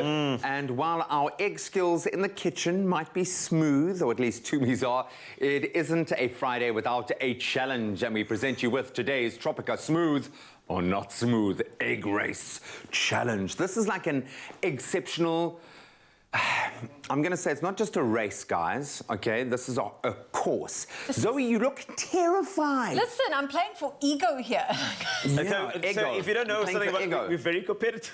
Yeah, I'm beginning to pick this up because you guys are like the odd couple here. You guys exist together in this harmonious, crazy kind of relationship that plays out on air, okay? And we are constantly putting it to the test. So we're going to, I hope this isn't going to crack the relationship up this morning, okay? So I've got 3 challenges woven into this kind of obstacle course, if you will. Okay. There will be music involved, so you can move for no added points just because it's cool. But you're going to run with the egg, okay? I should have put you in heels, I think, dude. I think, yeah, because if I look at it now, maybe. But she's like a pageant girl. She could probably run in heels, Easily. you know. You're going to do a circle of the table, the black monolith. Yeah. Okay? Yes. And back, okay? The person who gets there first. That's step one. That's step one. All right. Okay, when the music stops, I need 5 squats. With the egg in our hand. No, Zoe, with the egg on the floor. Of course, with the egg in your, not in your hand, on the spoon, okay? On the spoon, okay? And then the music will start again, and you can keep on your rotation, on your move. And then when it stops again, I need you on one leg. Yes. Balancing the exactly Like that. that. Did you say exactly like, okay, cool. Exactly. Okay, so Okay. they didn't boil these eggs, so if it makes a mess, we're going to have That's a okay. messy carpet potentially for the rest of the Scrambled show. egg. Which is okay. Hey, That'll you be more can't make- entertaining. Zoe, you can't make an omelette without... Breaking an egg. That's it. Okay, I was going to say without 3 eggs, 2 eggs. But okay. Are you ready, guys? Oh, that's such a Smooth. wonderful Ready thing. for Smooth. exercise. Oh, beautiful. Okay. Hey. Right, sorry. Which way are you going? I'm going clockwise. Nice. Carl's in the lead. He's racing ahead. He's using a lower center of gravity, centrifugal forces. So that he's the stopping concentrating of the beautifully. music? What do you music has stopped. I need 5 5 squats. 1, 2. You're like a chicken, dude. You know how a chicken moves 4. and the head doesn't move? 5. The egg Sorry, is just yes. not... Am I going again? Go, go, go, go, go, go, go when it's... Well done, guys. And then I need you, when the music stops, to stand on one leg for 5. 4. 3. 2. 1. Go, go, go. This is the final straight. Zoe, come on. This is not my left hand. This is my weak hand. Why? Use your strong hand. Use your strong hand. You're lucky that wasn't my weak So what do you want hand. now? Sorry, you said... That's it, dude. You're the winner. What do you want? No, we're You both the did winner. it. We both did it. Okay, you didn't drop the egg, but you won the race. You just wanted to drop this thing. Oh, that was exactly what I asked you, exactly what I want you to do. But ladies and gentlemen, our winner this morning is Enrique Iglesias. Hey, gracias. I can be your egg hero, baby. That was very impressive. Gracias. So we have a thing with Zoe falls over just randomly. So I was really expecting you to walk this one, okay? Yeah. Zoe, you did Thank you. brilliant. You did so well. I You was were so smooth. impressed myself. You were focused. You went with the left hand. Hey, absolutely beautiful. You know what, guys? I went with my weak hand. With my weak hand. You've earned this, guys. Oh, we do Oh, earn that. yes. Thank you. Thank you. Oh, let's see if we can catch it. Oh, is there no challenge? There is no challenge. You guys are so amazing. That's it. Thank For you. that one, Thank man. you, Well, G-Man. Now we have to open it with one hand. That's going to be a challenge. Open it. Right. Drink it. Okay, put the egg in your mouth. Then... Go. Almost there.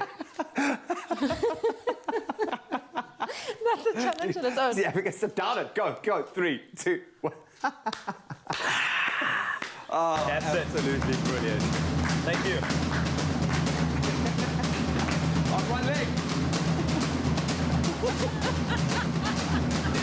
His girlfriend out to propose to her. Smooth. He opens the box to give her the diamond ring and drops it. Not smooth. Still on his knees. He hears her saying, Yes, Denzel. I do. Nothing smoother. Made with love by Clover. So because it's World Egg Day, I also have a question. What is an egg's least favorite day of the week? Friday. If that didn't make you smile, this next recipe sure will.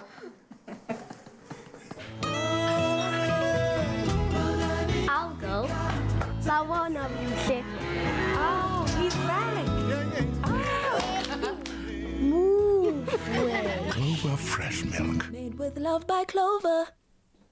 Slow clap. Yeah, thank you. Thank you, everybody. That was my one joke. Everybody, the crowd is going crazy. Yes! I love this fact. I'm here all week, everybody.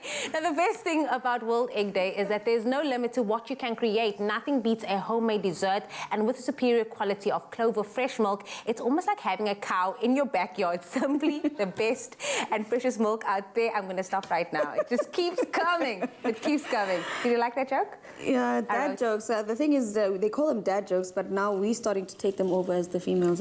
As mom jokes now. Mom jokes. Yeah, claiming it. I wrote it myself. Thank you so much. This is, I can't do it, exciting. This It is exciting. I had to say it. What is it?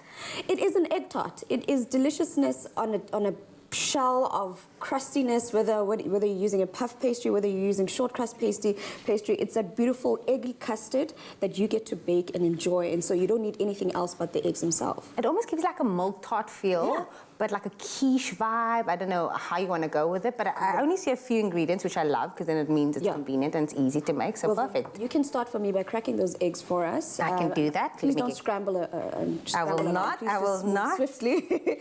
And for me to make the custard, what I've got is I've heated up some of our clover milk in here. I'm going to add a little bit more because I just want to make sure that we get to the consistency that we like. Right, so I'm going to take it up to temperature. We want to heat up our milk. We want to make sure that it gets to a warm texture, warm consistency or temperature. And then after you've whisked your eggs together, I am then going to add the rest of the ingredients, which we have here: some caster sugar, we've got some vanilla essence, and we've got some nutmeg. If you want to flavor it with anything, if you want to flavor it with anything else and you want to add some berries, you're more than welcome to do so. But I think what this does is that it celebrates the egg itself, you know, what you can do with the egg. If you'd like to, you can even add a custard in it. It's almost like a creme pat, but it's in a tart shell, you know? Love that. And it's just, eggs are so versatile. We're just saying this, like you can have it fried, scrambled, poached. How do you like your eggs, Chef Tumi? I like them soft, whether they're poached, whether they're scrambled, whether they're boiled. Soft scrambled egg? Yeah. Really? Yes. Okay. Yeah, people. I'm not judging you at all. It's not snotty. I'm not judging you at all. No judgment whatsoever. Not Thank at you, all. Mama. Let me just add the sugar to that. And then all you do is you've done the first part, which is the most important part, which is scrambling. Scrabbling. And now into this, I'm just going to add some sugar. The reason we use caster sugar as well, because we want it to dissolve easily into the... If you were to use any other type of sugar, it would take a bit longer for it to Granules dissolve. will sit there. Yeah, and we don't want that, because what that causes is that it also makes a grainier consistency, and we don't want that. No. Then I'm going to add a touch of nutmeg, because nutmeg is one of those spices that a little goes a long way. You don't want too much, because then it has that mouthfeel that isn't too pleasant. So be very easy when you add it into your ingredients. And then add in our vanilla essence, or vanilla paste in this case. And now we're going to temper this. And to temper it, what that means is that we add our hot milk to our cold egg. Gradually, right? And slowly, with the whisking motion at that same time, because you don't want to scramble the eggs. So what this does is I'm bringing the eggs up to that milk temperature to make sure that when I add it all together, it creates a cream and not necessarily a scramble. And as you can see, I've made sure not to scramble those eggs. It's now a beautiful sauce that I'm going to add. This is multitasking on a whole other level. Look at that. You can do everything. I am superwoman, girl. I don't want to show people, you know. You don't want to show them all your skills at once. No, you have to introduce it to them slowly. Gangan, you know. And all we're going to do now is we let it cook down. As it cooks, it thickens up. We add it into our tart shell there. We've pre-cooked or pre-baked, blind baked our pastry shell. That in the oven, we did that just so it cooks and allows for when we add the egg, it doesn't get soggy. Then all we're going to do is thicken this up, add this mixture into our tart shell, bake it in the oven for at least an hour. So you've got that consistency. I was going to ask now, like, because I see there's this nice little golden layer. Do you have to brush anything on top of it? Absolutely nothing. Not at all. You're not putting butter on or anything? Nothing at all. You can if you'd like to, but you don't need to, because you normally know whenever you're baking something in the oven, they'll say add some egg wash. That's the egg wash on its own. It is the egg wash. The entire thing is the egg wash. And then when would you recommend serving this? Because I'm not sure if this is like a breakfast thing. Is it a lunch thing? Would it be considered a dessert? Look, we are living in unconventional times. People have breakfast for lunch. People have supper for breakfast. I say eat it when you crave it. When you crave it. Make it, put it in the fridge, serve it with some cream, serve it with some ice cream, a drizzle of maple syrup, some honey, icing sugar. Just go crazy with it, you know. Add whatever flavors, some chocolate shavings. It's going to thicken up. And as it thickens up, I'm going to add it into the tart shell and let it bake for an hour, Mama. And of course, the hero ingredient here is the eggs, but it's also that Clover fresh milk, which you get superior quality with every single litre. It gives the creaminess to our egg custard tart that we just created right now. But Clover fresh milk also stays moo fresh for up to 18 days, thanks to the Triple Protect. You get all the goodness and all the nutrition from the Clover fresh milk. And in this recipe, you can add in so much more, like a hint of cinnamon as well. We didn't say that, but you said you can go with berries, you can go fresh fruit, whatever. And it's done. And it's done. We are we're just doing all the things. Expressoshow.com is where you can get your hands on the recipe. But if you missed out on any of the steps, here is a quick recap just for you.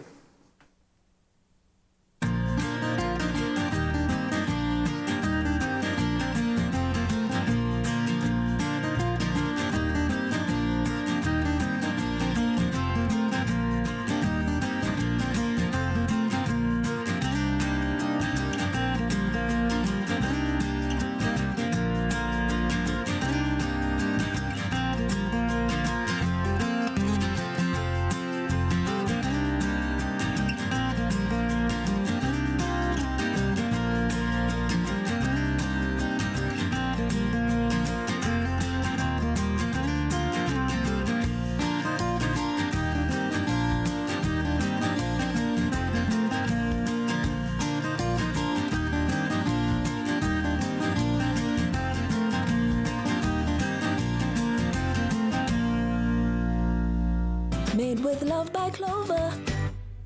Only you can make my day.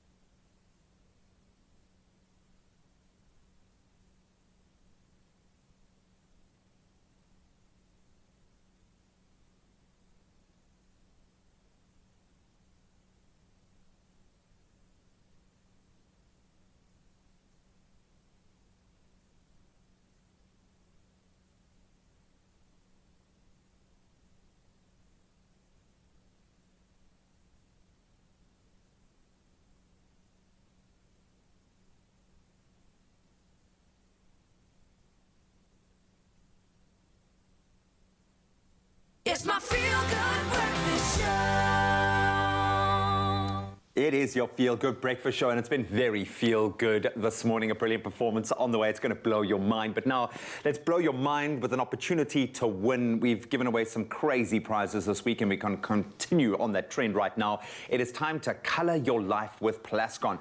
So we asked you guys to tell us what your favorite Plascon paint is and why, and we received a lot of entries, all of them brilliant, but we can only pick one winner. But before we do, let's and find out who that amazing winner is, let's take a look at some of your amazing entries so far. Okay, well, let's look at the first one that came through. This is from Anthea Langeveld that says definitely the cashmere range. Ooh, yeah. It's versatile for indoor and outdoor use and washable and easy to apply. Yep, really, really on the money there. Then Deirdre Warner said, we only use Plascon Double Velvet for our interior walls and Plascon Micatex for our exterior walls because it lasts longer than other paints. Plascon Double Velvet is easy to clean. If you've got kids, you'll understand what she means. Definitely. Then we got one in from Suzanne Thasu, and she says, my favorite is Plascon Double Velvet. I am using it because it has a 15-year guarantee and it is washable, so I won't have to worry about painting a house for 15 years, and it helps me save money. Yeah, all completely true and brilliant entries, but as we said, we can only select one very lucky winner. Can I get a drum roll, please? Let's get that drum rolling. Congratulations to Jade Damon! Looking all spicy in that photo. She's clearly selected the right kind of paint for her house, and this was her award-winning comment. Plascon True Color. I love the smooth finish and quality in one tin. It makes the house look expensive and classic. I absolutely love that. Jade, you're on the money and you're going to win the money this morning. A very big congratulations to Jade, who I understand is on the line right now. Good morning, Jade. Good morning, Expresso team and the viewers watching. Good morning. Congratulations. How does it feel knowing that you've won the Plascon voucher? It feels super amazing. I can't believe it. Thank you, Expresso team and Plascon SA. Jade, I've got to ask, because you sent through such a power photo, your profile pic there. What were you thinking about in that profile pic, man? I actually can't remember. I have no clue. It was such a beautiful day. Yeah, I was probably just watching the birds. Well, looking into the eyes, I see a lot of creativity. So what are you planning on doing with your 4,000 Rand Plascon voucher? I'm definitely going to be giving my home a color makeover. Ooh. So I'm very excited to start planning that. Oh, that's going to be exciting. Oh, Jade, it's the right time of the year to do it. Thank you so much for your comment. It was spot on, and we are so proud and happy to be awarding you with that 4,000 Rand Plascon voucher. It's going to go a long way. So enjoy it. Have an amazing weekend. Thank you so much. I definitely will. And to you too, the Expresso team and Plascon SA. Oh, amazing. Well, if you want to be like Jade Damon and all of our lucky viewers watching right now at home, you also stand a chance to win yourself a 4,000 Rand Plascon voucher too. Now, simply reply to the competition post on Expresso's Facebook page, Twitter, as well as Instagram page, and tell us what is the first thing in the house you would change if you have won the 4,000 Rand Plascon voucher? And of course, don't forget those all-important hashtags. That is the Plascon lifestyle. Now, you better hurry up because the competition will close on Tuesday, the 12th of October at midnight. And those T's and C's can be found on our website, expressoshow.com. All the best of luck.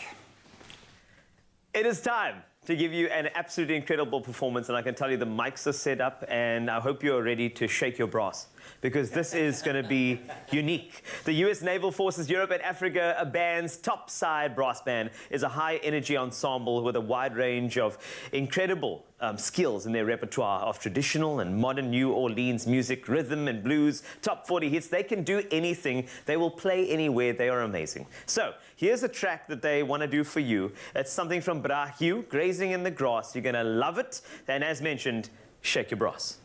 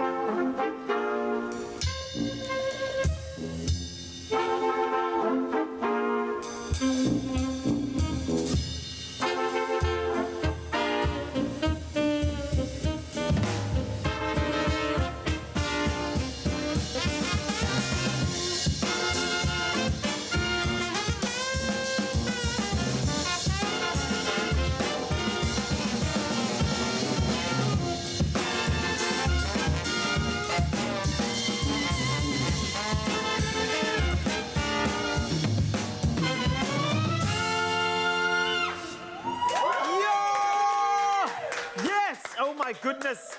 All I'm going to say about that performance is Hugh Masakela. That was absolutely incredible. They'll be back again with another performance. They have everybody in this band. They've got good-looking brothers in uniforms, brass, and even a YouTuber. Stay there.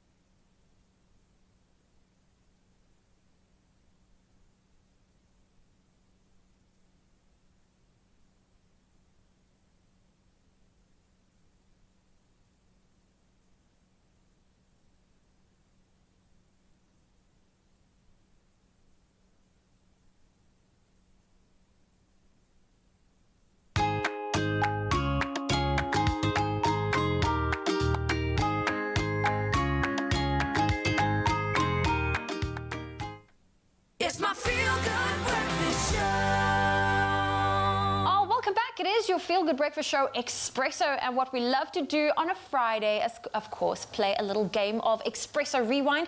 And since today is World Egg Day, that means there will be a lot of egg-filled themes, and we thought, why not do that for our Expresso Rewind game for today?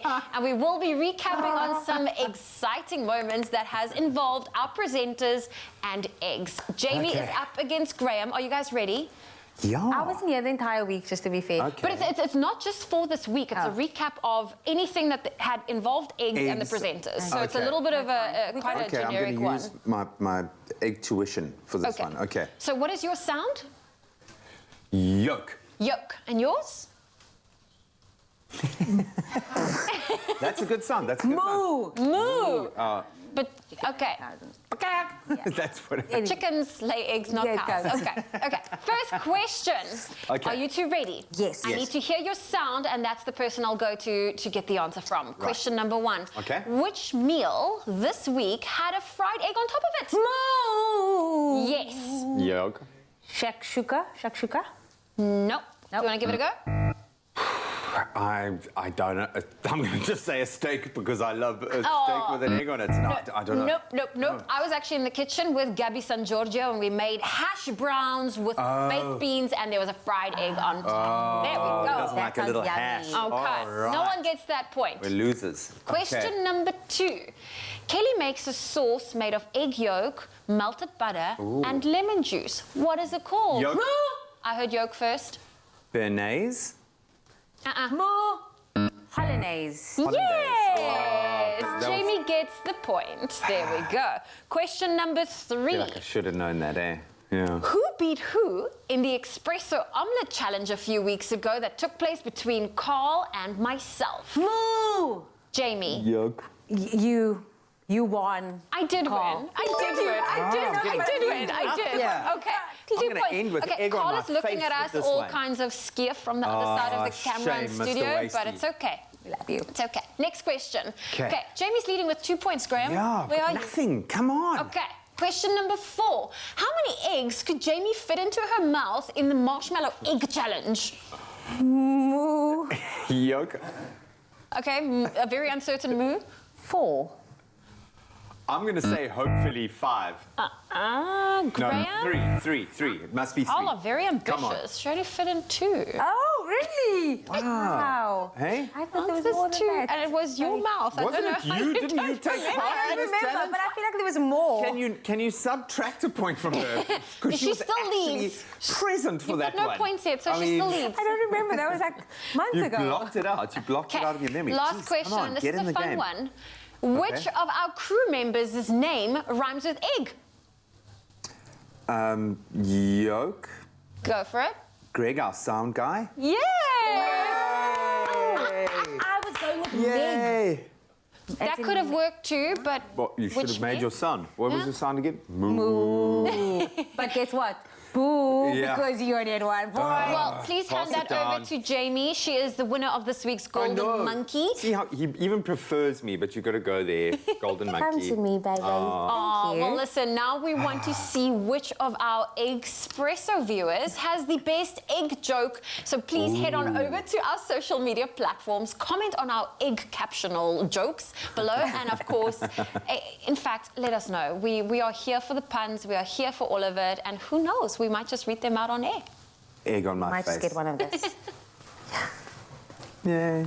Back in the kitchen, and Zoe got lucky with the omelette challenge. Okay, I let her win. It's fine. So this beautiful thing, it's World Egg Day, and we're going to make another beautiful treat, which is egg muffins. But we're going to give it a nice be well spin because we like to be well and be with eggs. That's how it's going to go today. Chef Chumi once again joins me because I think that she's just got that thing. She's got that vibe. I think it's about your egg-centric personality that really gets me, that I feel like so connected to, which is wonderful. But just to give you a little bit of a scene set, and our eggs are packed with protein, all right? Muscles, good. And of course, egg yolks are one of the few foods that contain vitamin D, sunlight, vitamin D, and in the middle of an egg. Come on. Now, they're also super delicious and versatile, from boiled or fried or scrambled or poached, even sunny side up, sometimes even raw, depends on what type of diet you're on. Well, the list goes on. So today, we're getting creative with a quick and easy egg muffin sort of recipe recipe for you, and it's perfect for an on-the-go snack. Easy, it's great for kids. So let's get it going. Chef Chumi. Get it going. I'm ready. Please cut up some of those picante peppers for us. These picante peppers? Yes. Sorry, you have to change. You say picantes, okay? So these are different accents. So we're so sorry about these. All right, okay. Mr. Jokes, answer me this. Jokes? You mean Mr. Yolks? Mr. Yolks, answer me this. Anyway, yes. Why did the egg regret being in the omelette? Why? It wasn't all it was cracked up to be. Yo. Where's the band to do the da-dum-sh for you, man? That's fine. Yo, my word. So to make this delicious egg omelet, yes, you do that. Red onion going into our pan here. We've got some green peppers. The beautiful thing again about this recipe is you can add anything you want. You could add add bacon if you want. Oh yes, please. Add salmon if you want. The whole idea here is we're keeping it light. We're keeping this recipe very light, very tasty. You can add all the veggies you've got in your pantry, all the veggies you have in your fridge. You can pack in so much of the flavor because you've got the carrier being our eggs here, and they just make sure that everything just tastes even better. So I'm going to let this baby cook down. Okay, and you know, while you're letting it cook down, obviously we've chosen B-Well because B-Well canola oil with its low saturated fat level, it creates the ideal balance and a light taste made from 100% canola seeds. So this oil is packed with omega-3, making it the best choice for you and your family. And omega-3, so important, brain development. So I think it's fantastic to actually use a product that is also not only making sure that our pan is nicely sort of sorted and ready, but as a constituent to this entire thing, we've got health and vitality all the way through with B-Well, which is great. Okay, so am I missing steps here? What are we doing in here? I just wanted to recap. I'm just packing more eggs in here. I'm adding, I just want a protein punch, you know? First thing in the morning, you want to make sure you're alert, you're alive, you're aware, you're listening to Carl's jokes and you get them. Come on! You know, so you want to make sure you're getting as much. But I know, honestly, I like the fact that you're willing to whisk everything to do a good job. So what are you putting in there? What are those, Chef? So this is, in essence, what we just made here. It's just cooled down. I'm going to ask you to add in some of those picante peppers that you just chopped up for us. Ready for you. And then maybe while I mix everything together, please spray this lightly for us. Of course, I can do that for you. To make sure that when we add our eggs there, we can pop them out easily without having to struggle. Beautiful. And we even got the B-Well canola cooking spray, which is great. Yeah. And you know, just the Heart and Stroke Foundation, this is endorsed. So it's really, once again, you're putting more vitality even into the lubrication of a pan. You know, Moose. That's how I roll. That is the best thing. Let me give it a quick spray. Yeah. It's the beard for me. There we go. Perfect. I've just done that for you, Chef. You don't need no to problem. go to the circus, guys. You can just you can just stay right here. That's it. We have got you covered. All right, so, and this is actually a cool spot here because, as you mentioned, you can literally just make it your own. I'm assuming, Chef, can we go with mushrooms in there? You can go with mushrooms. You can go with onions. You can go with spring onion. You can go with. You can even add texture and add a little bit of nut in there. Nuts you want. You can toast up some sunflower seeds. You can toast up some. Any other seeds you got, just add it in there. Sesame seeds, just make it what you want it to be. Love it. It's up to you. And it's simple. Okay, so now we are going to pour it into our baking tray. And then how long are we going to go in the oven? In fact, are we preheating the oven, Chef? The oven is preheated. Can you hear that zing? I'm hearing the zing there. I thought it was the pan, but no, it's the oven. Okay, things are getting hot in here. I love Fridays. We want to bake it at least 190 degrees. We're going to go with 25 to 35 minutes. The whole idea is you want your egg to be cooked, but you also don't want it to be hard. Like we mentioned, you want to still maintain the heat. And obviously, when you get it out of the oven, there is still that residual heat. That's correct. So, you don't want to exceed the heat limits. What he said. That's cool. Great. And that's all. And then we pop it in there, let it set up.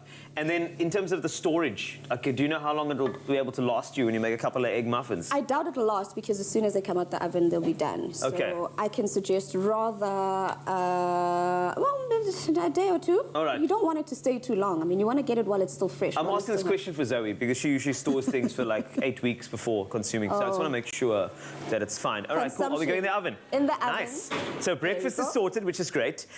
Remember, use your B-Well, use the eggs. It's World Egg Day, and we are just having a lot of fun in the kitchen with Chef Chumi, of course. But if you'd like to try, give it a crack, then do it. ExpressoShow.com.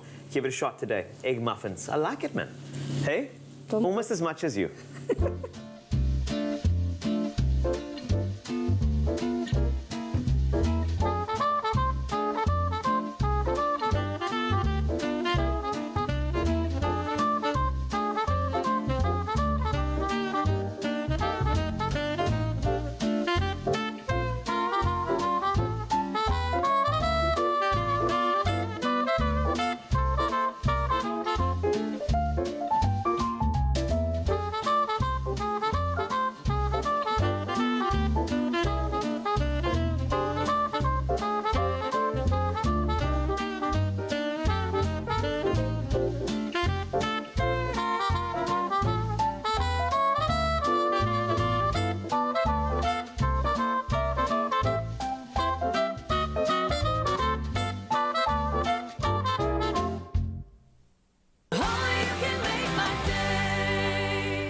Join Expresso this spring to stand a chance of winning a 4,000 Rand Plascon voucher weekly as we ask how you colour your life. Is it the cherry red in your ride, maybe the burst of new blues from your garden, or the sunsets and seascapes of a favourite getaway? Well, answer our weekly social media question and find the terms and conditions on expressoshow.com. Then colour your life with 4,000 Rand paint vouchers to be won all spring on Expresso.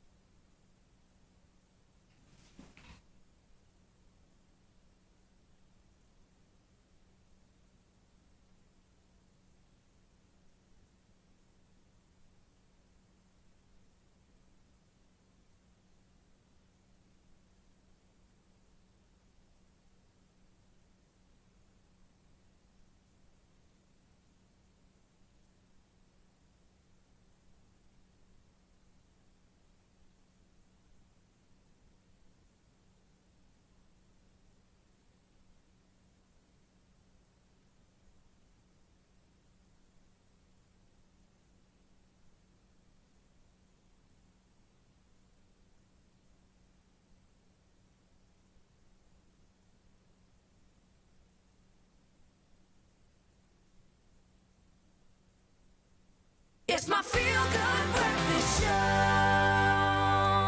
Welcome back. You are live with Expresso. Thank you so much for keeping it locked as we fast approach the final hour of the show. But let's put the brakes on, savor the moment, because it is a new season, and let's take a second to appreciate the fact that we have been blessed with another weekend. The sun is out and it's lockdown level 1. Things are combining for something spectacular.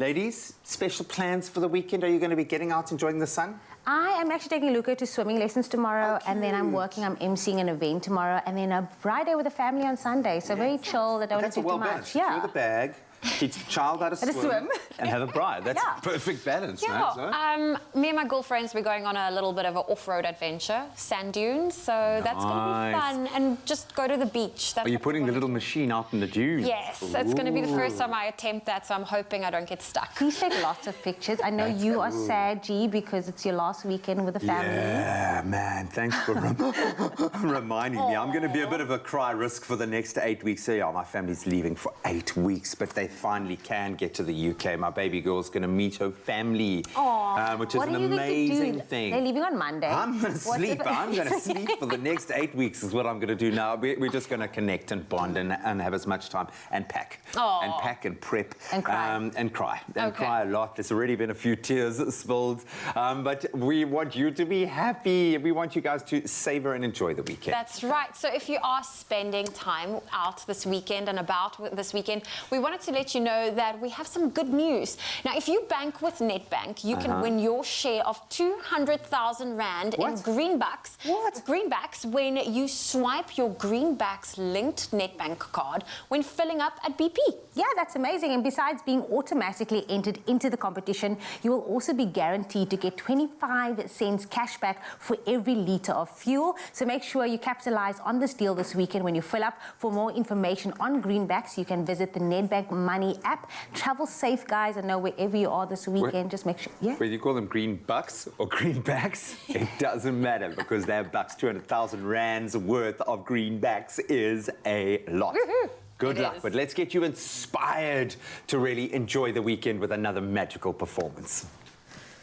Magical indeed. I love these guys. In case you didn't miss the performance earlier, I mean, it was an incredible performance. They did a Huma Sakela track, which is absolutely great, grazing in the grass. But new track for you. Now we're back with the US Naval Forces Europe and Africa band's topside brass band. It's a mouthful, but it's because they're so talented. They're high energy. They know exactly what to do. They have an ensemble cast of people that can cover everything. They've got the trumpets and the drums and the tuba. It's going to be amazing. So they're back in studio to perform another song, and this is going to get you in the groove. You're going to be a bit entranced, but that's okay. Focus on your TV. Focus on my voice. Now focus on them. Now focus on my voice. And now focus on Voodoo Groove. You feel that? Let's go.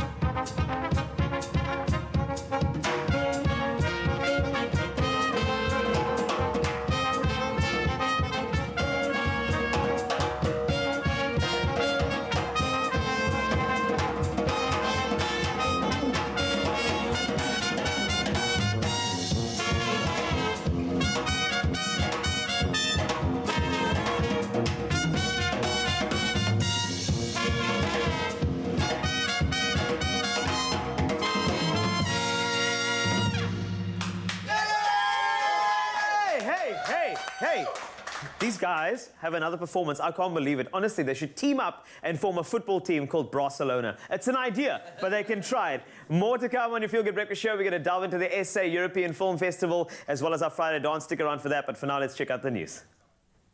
And it's 1 minute before 8 o'clock. Time to have a final look at those news headlines, starting with your national news.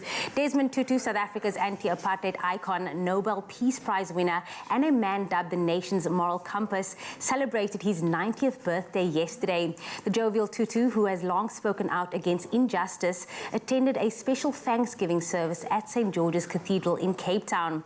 The service began with a rendition of Happy Birthday. Tutu appeared healthy and waved from a wheelchair. He sat next to Leah, his wife of 66 years, and tributes and well wishes for the arch have poured in from presidents, individuals and organizations around the world. And then Eskom yesterday announced that stage 2 load shedding would be implemented until tomorrow to replenish emergency generation reserves. Load shedding started last night at 9 p.m. and ended at 5 a.m. this morning and will again resume tonight at 9 p.m. to 5 a.m. tomorrow morning. Emergency generation reserves were depleted due to further breakdowns of a generating unit, each at Kriel and Tutica power stations. Delays in returning generating units at Tutica, Grootvlei and Kendal have also contributed to the deletion of emergency reserves. Then looking to news further abroad, Nigeria's President Muhammadu Buhari says his government plans to borrow more than $10 billion to help finance his 2022 budget of nearly $40 billion. Now, there has been a public outcry about the government's frequent borrowing, but Buhari, in a presentation to Parliament, said that Nigeria's debt level was still within sustainable limits. Nigeria's economy is plagued by high inflation as the local currency continues to lose value against major foreign currencies. And then staying with the international news, Australian flag carrier Qantas completed the longest commercial flight by distance and time in the air in its history on Wednesday. Qantas repatriated passengers from Buenos Aires in Argentina, to Darwin in Australia on a Boeing 787-9. The record-breaking 17-hour and 25-minute flight took 107 passengers 15,020 kilometers across Antarctica and the Pacific Ocean. The flight flew entirely in daylight and saw temperatures of -75°C over Antarctica. The flight was 522 kilometers longer than Qantas' regularly scheduled 14,498 kilometer direct flight from Perth to London. And then maybe you are considering lending a hand to the unique African penguin. When most people think of penguins, they probably envision them living somewhere cold. Well, however, that is not the case.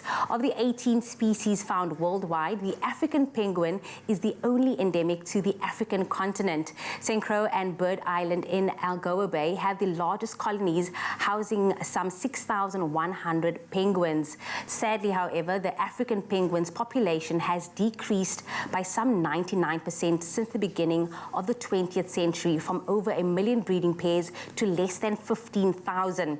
To raise awareness for the sorrow plight of the African penguin, every second Saturday in October since 2010 is International African Penguin Awareness Day. It's a day to learn more about this flightless seabird, so do visit Sankob in Cape Town today or tomorrow. There will be hourly tours between 9 a.m. and 4 p.m. on both days at half price. Booking, however, is essential, but you can also either email or call Sankob, and the details are on your TV screen right now. However, do consider lending a hand to ensure a better future for these unique seabirds in their black and white tails waddling around on our beaches.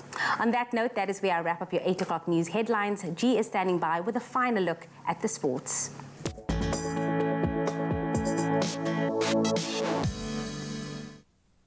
Thanks so much, Jamie. Let's start with football. Unfortunately, not the best news from Banyana's perspective. They went down 3-2 to Malawi in the second semi-final of the CASAFA Women's Cup. Sabina Tom scoring twice to guide her nation to their first ever final in the tournament. And it was, in fact, the first time that the 7-time winners, South Africa, have failed to make it to the final. Desiree Ellis's Chargers did show some spirit, coming from behind twice before a goal in the 85th minute sealed the deal for Malawi. That means Malawi will now play Tanzania in the final after they beat Zambia 3-2 on penalties in the first semi-final. Banyana will square off against Zambia, obviously, in that third-place playoff. On to rugby news, Stephen Kitsoff, Lut Diaga, Lucanio Am and Makazola Mapimpi were all included in the All-Star Rugby Championship team of the tournament. That, according to World Rugby. So Australia, who finished second behind New Zealand, had the biggest representation with 6 players, including Quade Cooper, who was a revelation back at the number 10 jersey. The All Blacks had 5 players in the team, with Geordie Barrett the only backline player. Ian Foster's side, though, only lost 1 match in the whole competition. And that was that narrow 31-29 defeat at the hands of the Boks in the final round. Conversely, it was a disappointing showing for South Africa up until that match, losing twice to the Wallabies and, of course, once to New Zealand to finish 3rd in the competition. Then, an interesting trend being picked up and observed within cricket. So the ICC says psychologists will monitor players at the T20 World Cup to help cope with the growing number of mental health cases in the biobubbles. Pandemic strain has become increasingly apparent in recent months across all sports, particularly in cricket, with England's Ben Stokes the latest on a now prolonged mental health break, and other leading players complaining about the pressures of going from one biobubble to another in different tours and tournaments. In fact, a number of players missed or have left the IPL in the UAE because of biobubble-related stress. The 16 nations at the World Cup, starting on the 17th of this month, will be confined to their hotels for the majority of the month-long tournament. Then on to MotoGP, plenty to get excited about again as it'll visit 2 new circuits in 2022, with Finland and Indonesia being added to the calendar in a season that will consist of 21 races. So the season starts in Qatar on the 6th of March, then runs through to November the 6th, where the campaign will reach its climax in Valencia. Argentina, Japan, Thailand, Australia and Malaysia all back in the fold after being cancelled due to COVID this year. Finland and Indonesia had been due to return to the World Circuit in 2020, but their inclusions were also falling victim to the global pandemic. So that is where we leave all of our sporting highlights and action ahead of a bumper sporting weekend. And of course, we look forward to the Fury Wilder trilogy coming to a close this weekend. You can let us know where your allegiances lie on the Expresso Morning Show Facebook page. But from the sporting front, that's a wrap. Let's get our last take on the weather.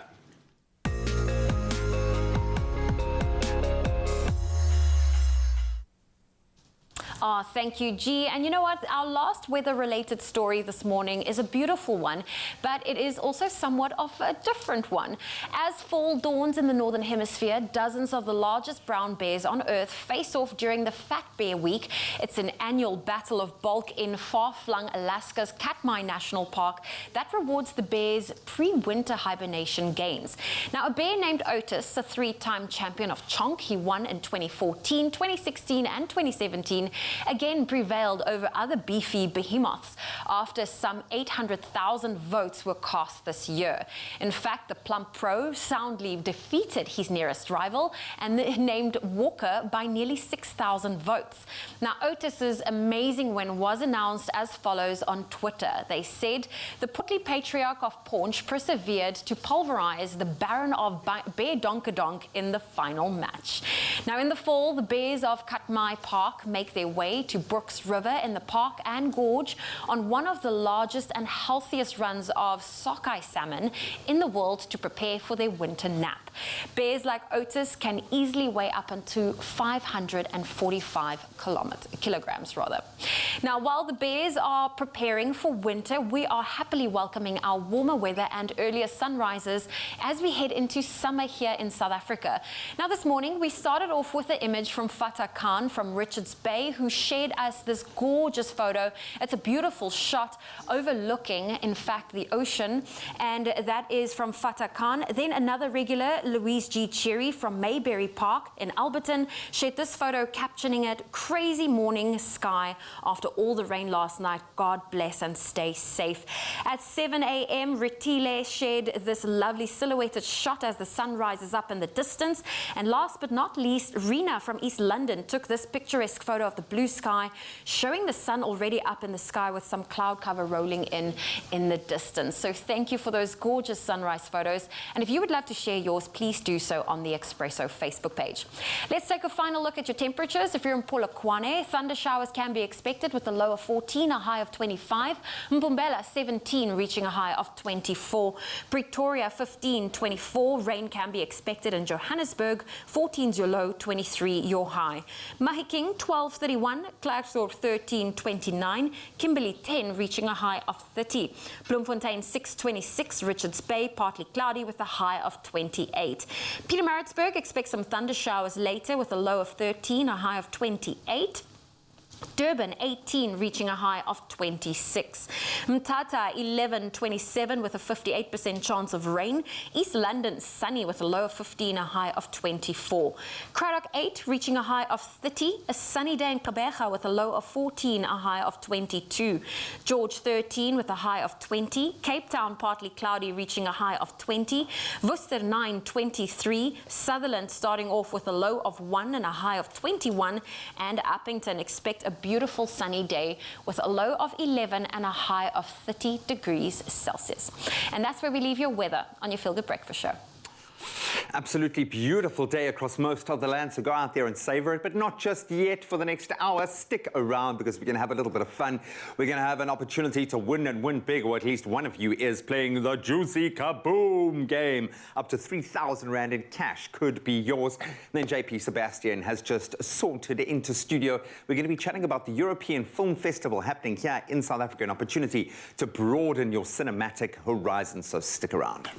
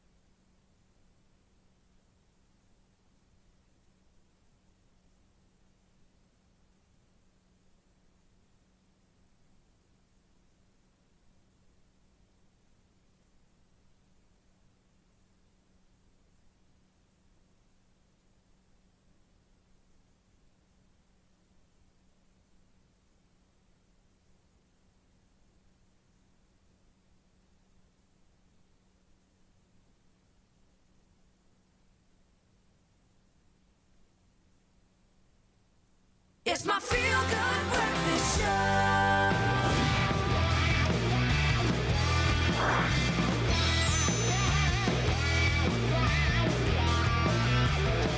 Yodeling. Welcome back to Feel Good Breakfast Show Expresso here on S3. We're live, and I can tell you that there is something very exciting happening, and this is South African European Film Festival. And we got a couple of movies that we'll track through. We got two parts for you. The first is a very, very interesting part. We got a Czech movie and a Polish movie as well. But JP Sebastian, welcome, man. Thank you very much.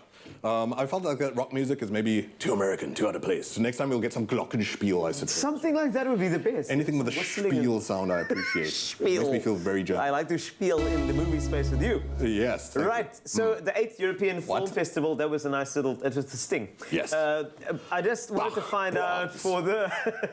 For those who don't know about this thing, it's been happening for 8 years, so if you have been under a rock, what is it exactly? What's its intention? What is it bringing to the table? Well, so this is just a rare opportunity that a lot of the embassies and European representatives in South Africa bring to us to share some of the stuff that even was Oscar-nominated, Oscar-winning, and this is all free of charge, by the way. This is where I should start the segment. Hi, South Africa. Free movies.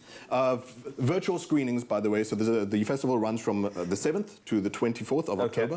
And you've got to do it by booking. There's limited space because, well, you know, there are reasons that are past my internet knowledge for why you have limited space. But yeah, please check it out. Do yourselves a favor, challenge yourselves. You know, we all love superhero movies and all that, but once in a while, watch something that's a bit off the wall. Watch something super dramatic, super deep, super arty, and sometimes there's some funny stuff in the festival too. But we'll get into that in weeks to come.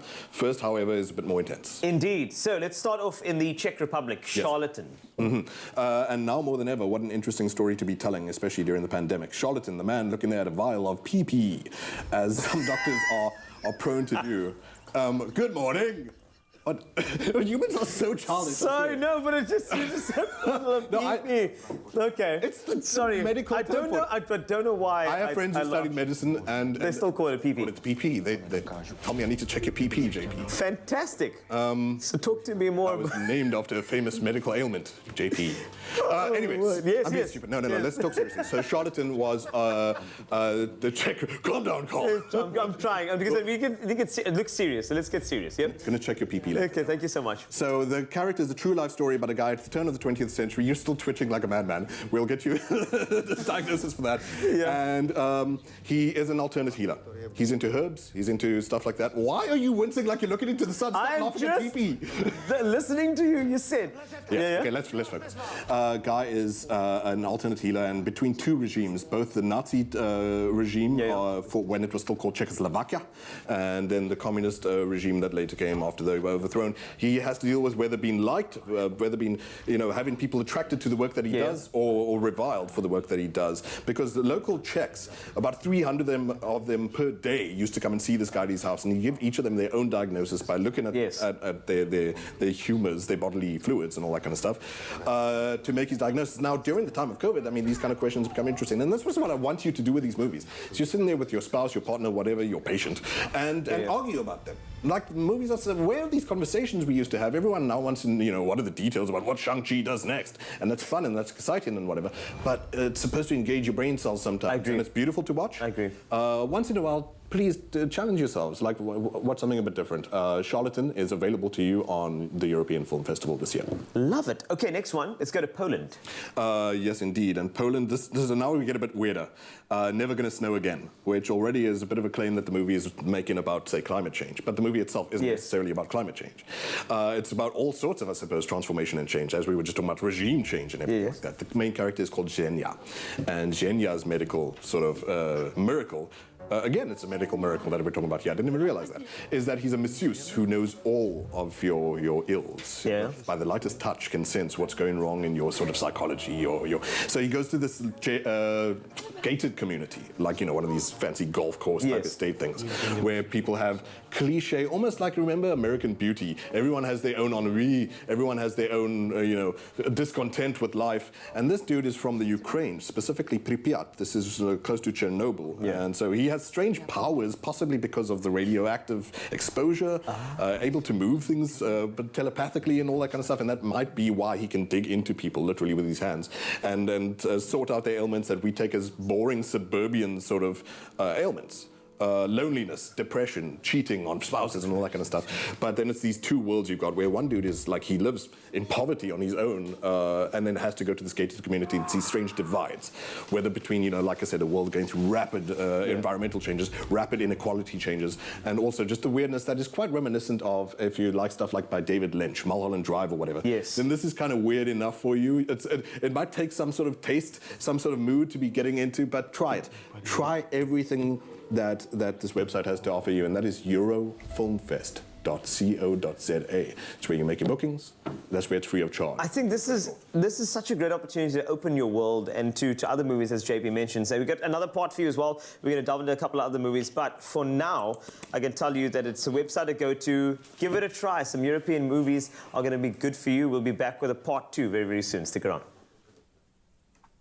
So this past Sunday on the smaller screens, we enjoyed another thrilling episode of Mzansi's newest exciting new talent search TV show called Stand Up South Africa on SABC2. What a vibe. Really cool, I absolutely love it. Now it's hosted by Daneo Langa alongside Kelly Kumalo, Kurt Darren, and of course Losha Cooper Kumalo as the judges. The show sees family duos battle it out to impress the studio audience and the judges in an attempt for a standing ovation. Now what they're competing to ultimately win a grand prize of 100,000 Rand and be crowned the best singing duet in South Africa. There are 11 duos remaining in the competition, and one is up for elimination. It's high stakes. They will have to sing their hearts out to get the collective votes of the judges and the audience. Of course, that all-important standing O, who will stay to sing for their money, literally, and compete another round. Watch to see who's in the running to be named South Africa's first first stand-up champion. And tune in this Sunday from 6:30 p.m. on SABC2. Then, of course, you better be sure to catch us on Monday on Expresso, your new Feel Good Breakfast show. As a performer for the morning is father-daughter duo Roderick and Georgia. So tune in and see if they will get you to stand up in your living room. I'm sure they will be. I guarantee you they will. You're going to want to stay standing for this next one because one lucky viewer is about to win big with their juicy kaboom!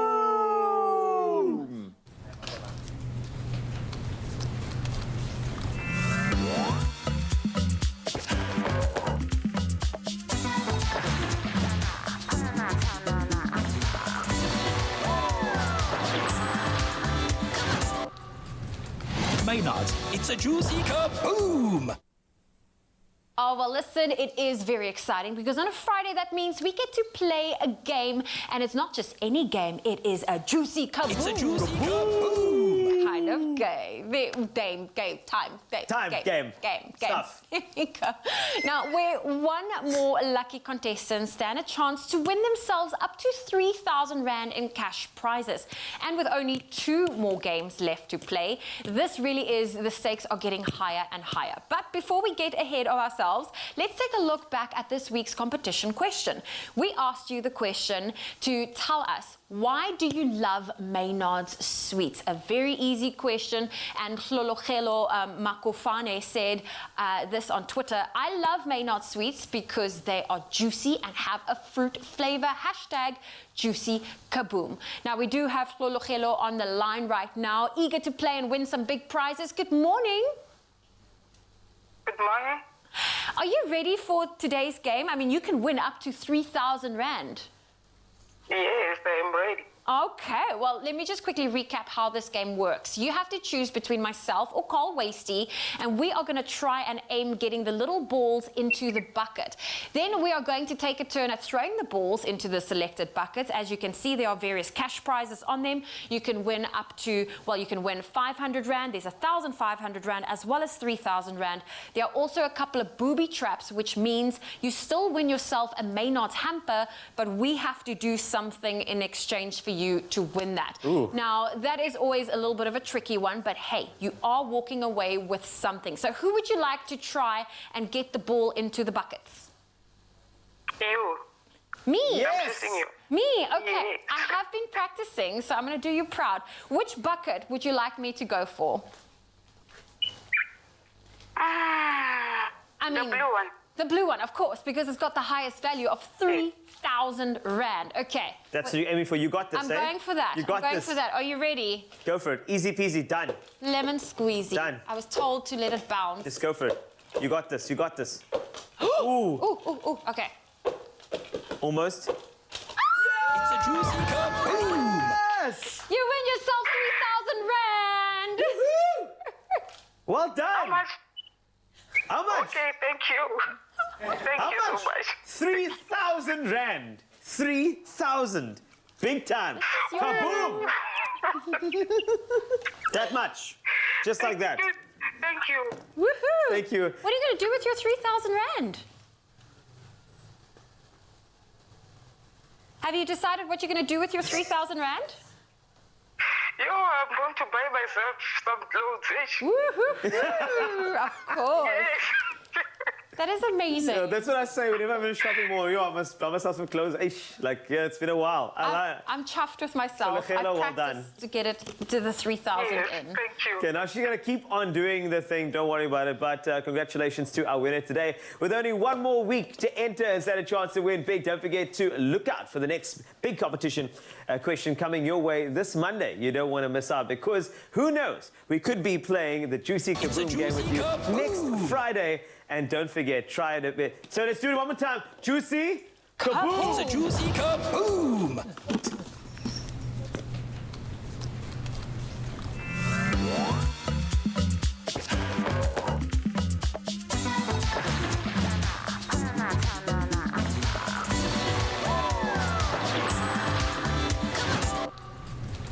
Maynard's, it's a juicy kaboom!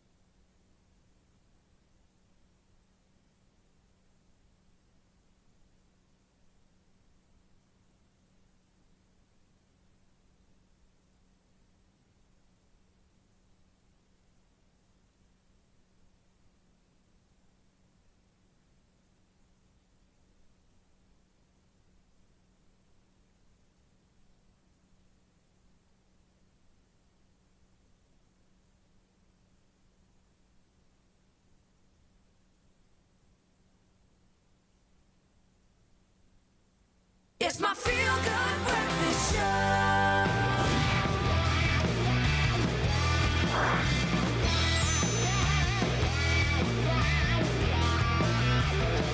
How do Europeans dance? Yes!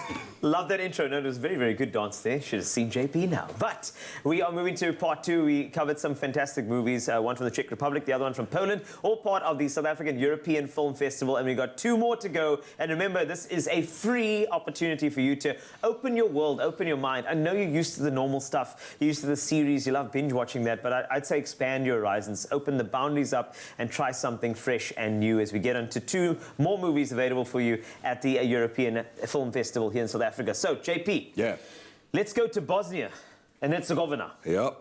I say that and I gulp because... Why? Intense. The Balkan Wars. Yes, Yugoslavia, yes. into Serbia, into Czech Republic. This is very sensitive. I mean, especially we had it in the news recently that you know there were tanks at the border and all that kind of stuff. So this stuff is still hot. The pot is cooking. Let's not hope it doesn't boil over. But the way you stop the past from boiling over is by talking about it, by having it out there. And that's why I encourage you, by the way, with this European Film Fest. So have your own little home festival, argue with your family or whatever, to thrash it out, make the movie yours, make movie going yours against South Africa. It sounds a bit like Trump saying that, gross. But like make going to the cinema your own thing again. Argue, talk about movies, make it tactile, make it real. Quo Vadis Ida, which is from, nuts, I can't remember exactly now, but it's about one of the disciples who is leaving the slaughter of Christians in Rome. It was basically, where are you going, Carl? Quo Vadis Ida, why are you turning your back on the imminent slaughter kind of thing? Why are you betraying your brothers, your sisters, etc., etc.? So specifically, this is about a massacre that I think that we would have heard a lot about, the Srebrenica massacre, which is where 8,000 boys and men who were slaughtered for being Muslim in 1995. And we're only now just learning about where these skeletons are, where those were people, JP. I say where these skeletons are, but man, that's the raw horror of the story. So as the Republika Srpska army started making its way to the town of Srebrenica, that town was under the protection, supposed to be, of the United Nations. So the movie tangos between, you know, being rules-based and bound, and no, we can't touch there where they have that land, we have this land, and no, the UN says we have to do this, no, NATO says we have to do that, and there was a complete failure by the United Nations into how to react. They were supposed to tell the Republika Srpska that if they set foot anywhere near Srebrenica, then NATO would drop bombs, etc., etc. And now we don't even know if that is the correct answer either, because so the movie will make you ask, is intervention the correct course of history? If you take Libya, for example, in Africa, where it was totally destroyed by NATO, anywhere where we've seen intervention, we've seen, you know, Afghanistan, desperate refugees being torn from their normal life because of what we thought was the right thing to do, and throughout it's from the very personal story of Ida, who is this translator for the United Nations, saying, how do I just get my family out of this, but also the whole town resting on her shoulders because she's the only one who is able to translate for them, so she becomes almost the mayor in her own way. It's intense. It's really stomach-turning kind of stuff. So again, you have to be in the right frame of mind to see this kind of thing, but it's important that we talk about history that we're only unearthing as we speak. I'm enthused with the fact that you can actually open yourself up and, more importantly, ask the good questions. If you don't know the history books, you have a movie that puts it out there for you, and also it gets you to go further and get more information about something that is vitally important. This is the magic of movies, the pathway of information. Especially as we're seeing more desperate refugee movements all over the world. And we pigeonhole people as if, oh, you're a refugee. No, that was a person, that was a teacher, that was a principal, that was a doctor, that was a thief. Who cares? And so this movie should stir our desperate questions about how we treat human beings. It is stirring, but I think it's necessary. And we all need a stir sometimes, you know, with regard to our reality. It seems soft and plush, but sometimes we have to ask some hard questions. And movies allow us to do that. Let's get on to the next one, which is from Denmark. Another round. You said stir about 4 times. I thought you were going to say sometimes you need stirring, sometimes you need shaking, because the movie's about alcohol, sorry. Let's move on rapidly. Another round directed by Thomas Vinterberg. I caught you. I have 1 pound against Carl, who yes, has 10,000. You do. You have it. It's yours. The man yours, of 10,000 brother. pounds. It's yours. Puns. I love it. I may as well just end Another it all. round. Career high. Drop the mic. Thomas Vinterberg, director of this, won the Oscar last year for Best Foreign Film. Mads Mikkelsen. You know, you love this guy. I love this guy as well. He's so good. So good. From the TV series Hannibal, you might recognize the face, most definitely. Incredible actor, one of the greatest we have. And this scene that you're seeing here broke me instantly. His ability to, just the way he flickers his eyes, the way the tears come about, the way he's there. Let me tell you the story then. At a dinner with his friends. Tells them, guys, I feel desperately alone, even from my own wife. I don't know what's changed in me. My life has taken a turn. And they start to do the macho thing, which is, you're tough, you know, you can walk through this. Another friend goes, you know, let's do the smack talk, because sometimes that helps too, just talking nonsense with your friends or whatever. Then, as days go by, they start to experiment with the idea of a philosopher that one of the psychology teachers of this high school, because they have psychology teachers in Denmark, good grief, South Africa, catch up, says, what if, according to this one philosopher, you're supposed to have a certain minimum of blood alcohol content to have the bravado and the courage to be as strong as, you know, a soldier or something like that. Be creative, grab life by the the glass in both hands kind of thing. But necessarily, you know, like when dealing with alcohol and experimenting with stuff like that, it's going to be a rabbit hole. What was really moving about this movie is that it's non-judgmental. This absolutely broke me, and what I'm interested in movies, I have my director counting in my ear, but I desperately want to finish this point, is not that the movie just goes, oh, wow, you know, it makes you feel like, wow, that really, you know, was insightful to me. But if a movie has what Lacan referred to as truth effect, how does a movie inducing you a biological response to necessarily do something? After watching this, I phoned a friend of mine who suffers with alcoholism, and I cried on the phone and said, I love you, my friend. That powerful. Please watch another round. European Film Festival. It's free of charge. As you can hear, there's passion, there are questions asked, there's intensity, but more importantly, it'll just take one person to just say, hey, let me try something new. And I want you to, the website is eurofilmfest.co.za. Just try it. It's a South African, it's in its 8th year as well, and I think it's going to be really great for you to kind of get into these movies. We did 2 now, another round, of course, very, very passionate stuff from JP Sebastian, but thank you for being a part of it. eurofilmfest.co.za. Check it out. Cheers.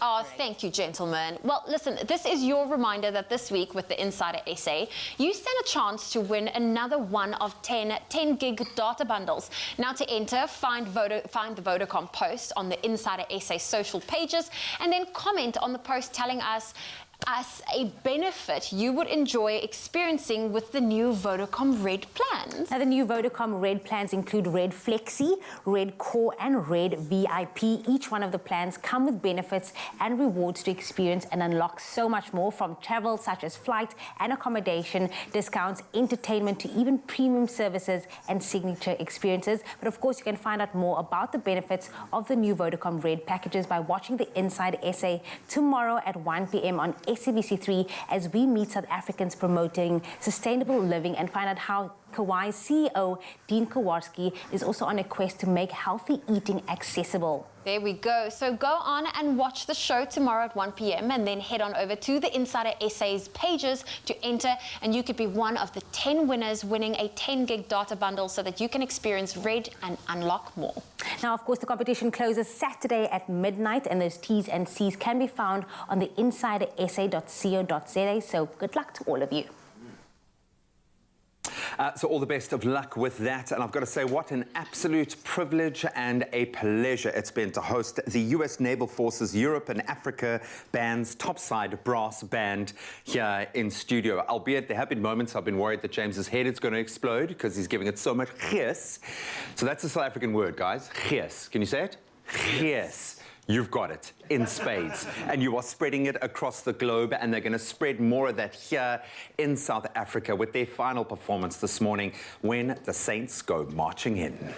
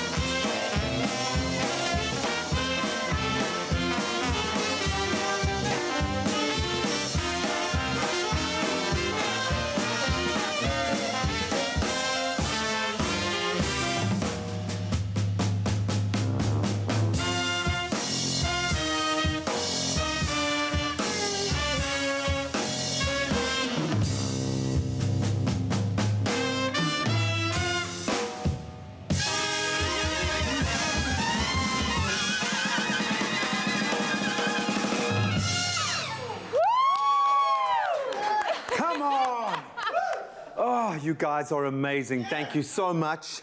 My little heart, hopefully you enjoyed that as much as we did. It's all about communicating through music and sharing culture and ultimately love. And yes, very shiny shoes. You guys have been amazing. What a joy to host you. We wish you nothing but safety and more of this, more love and joy on your travels. But thank you so much for blessing us with your considerable talents this morning. It's been amazing. Thank you so much, ladies and gentlemen.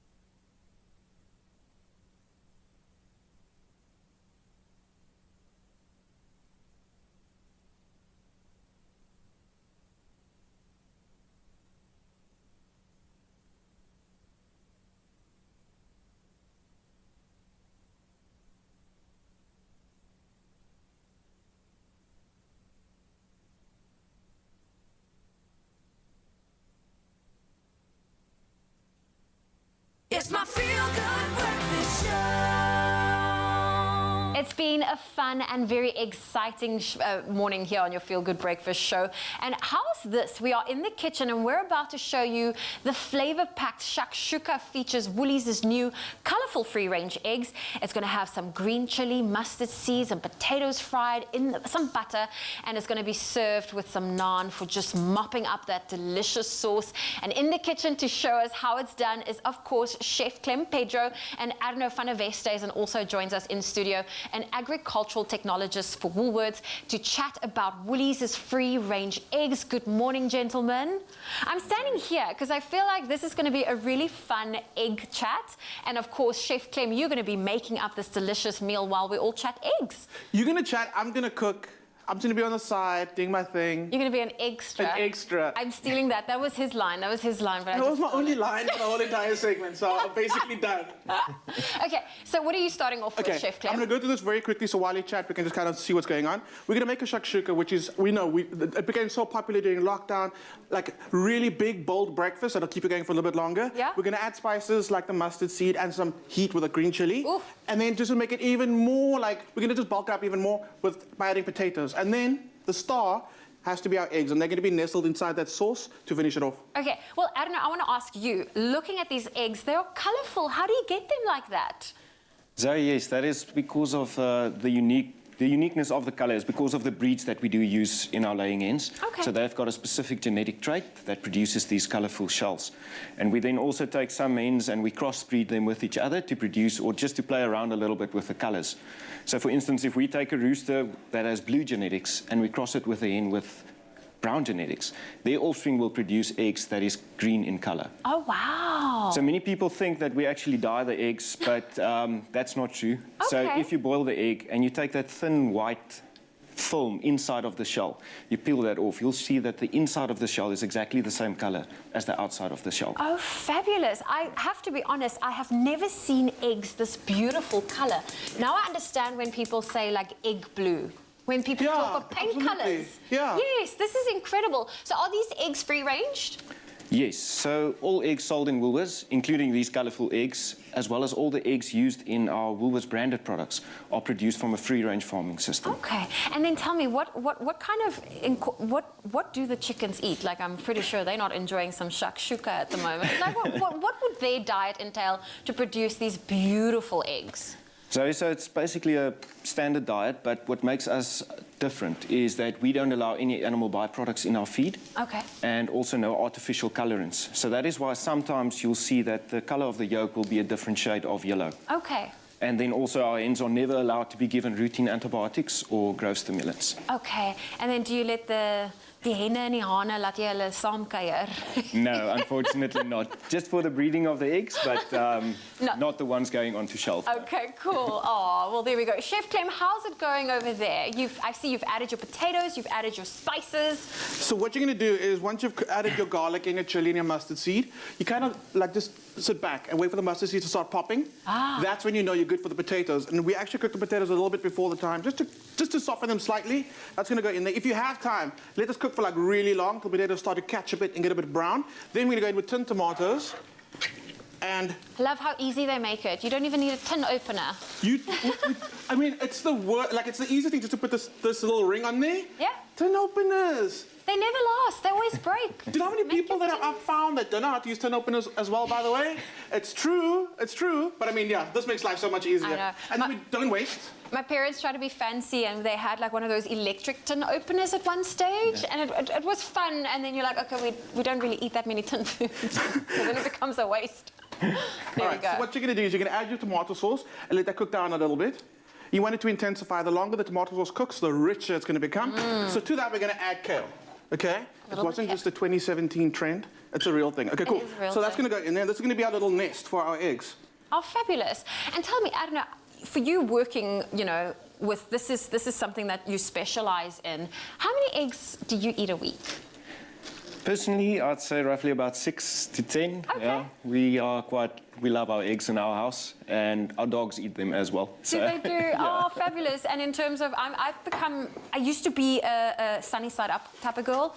Now I prefer I go through my phases. Now, like scrambled eggs is my go-to. What do you prefer? Yeah, all of them actually, but I really enjoy an omelette.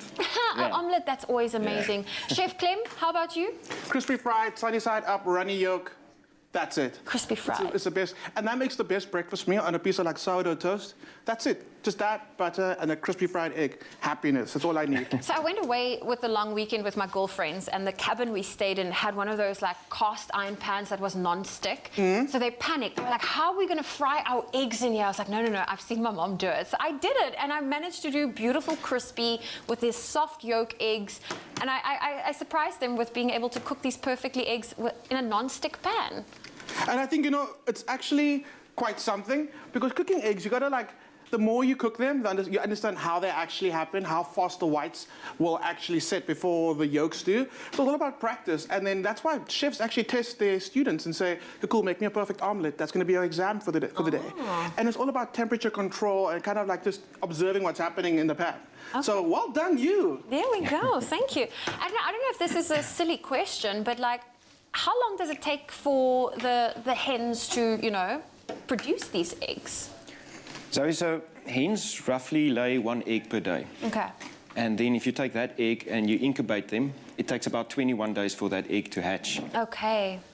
The chicks then have to grow for about 22 weeks before they can start producing their own eggs. Okay. So it's quite a lengthy process, but we were able to to source a handful of hens that produce these eggs, and we basically expanded our flock from there. And our 3rd generation of colourful layers are starting to lay in the near future. Oh my gosh, that's exciting. So obviously we have these blue color ones. Like, are there a chance of purple ones coming out or any other variety colors? Like, I'm very intrigued.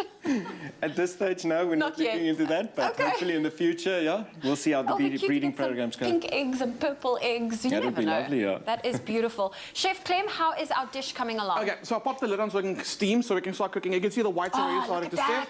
The lid goes on. You can do this in the oven as well, but I like it just with the lid on. I'll leave it off for a second. So what I do is I serve it with some toasted naan, and I think that's just the best way. So you can kind of break the bread off, like scoop it up, just eat it just like that. We eat a lot of eggs at home, and I think in South Africa, people eat a lot of eggs. If you think about it, it's like the cheapest source of protein. Yeah. And it's an excellent source of protein. And it comes packaged already in its own little shell, which I think is absolutely amazing.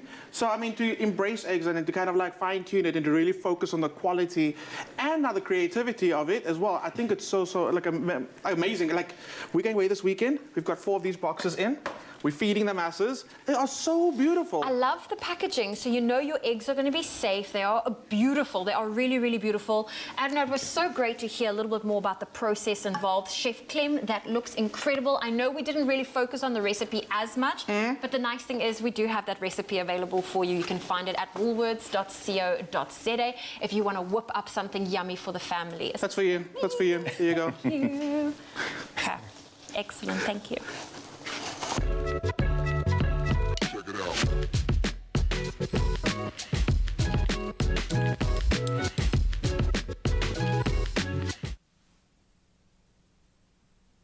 We go from shakshuka to shake shuka. We've got our Friday dance over here, and I want to officially give you your warning. You may now move the coffee table. We love bringing in groups that have such great meaning to their communities, and we have from Mitchell's Plain behind me, Set for Dance Community Outreach. They are a powerful sort of group of people who want to uplift people through dance and also teach them life skills and make sure that they tribute some other individuals this year, because you know what the problem is, that what COVID has done is taken a lot of our loved ones away, and I think that the way we honor them is through living our dreams and living them out loudly and proudly, and this is exactly what you'll see in our first dance, in our Expresso Friday dance. So stand by for the first time, Set for Dance Community Outreach.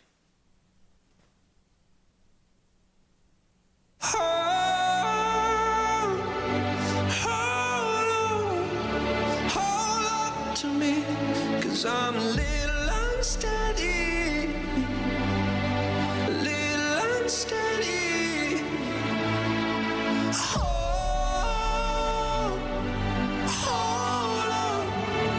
Hold on to me, 'cause I'm a little unsteady, a little unsteady.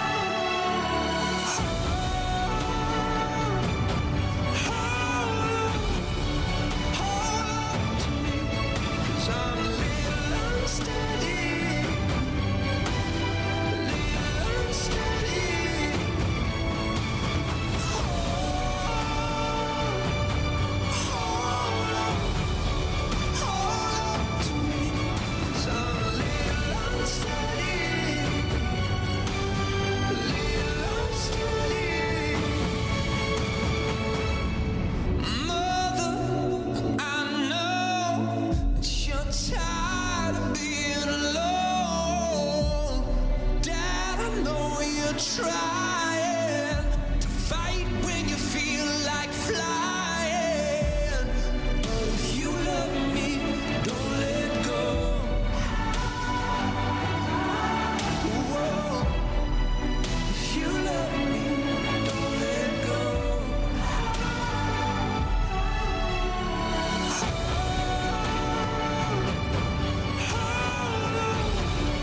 Hold on to me, 'cause I'm a little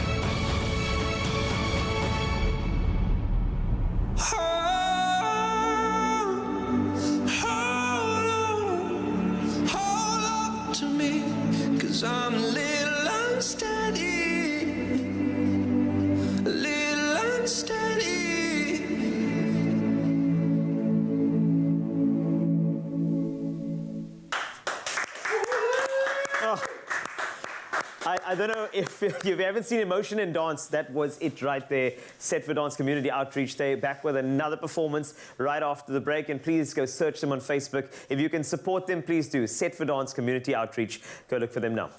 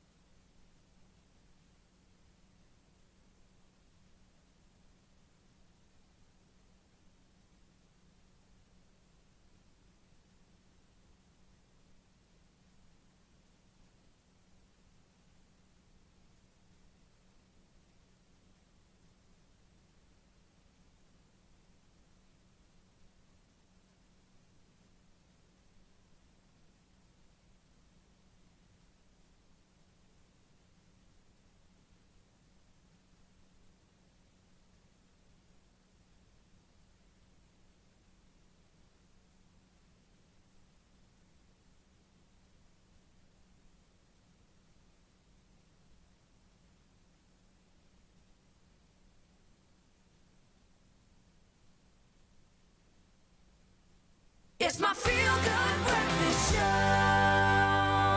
You know, it's World Egg Day, and we've been celebrating, and the performance that we saw from Set for Dance Community Outreach, it was exhilarating, to be honest with you. But they have more for you. Now, what they've done is the community outreach that brought a bunch of talented people together and have really lifted them through the language that is dance. And they have been sending you messages with their first performance, and they have another one for you right now. Set for Dance Community Outreach has an SOS for you.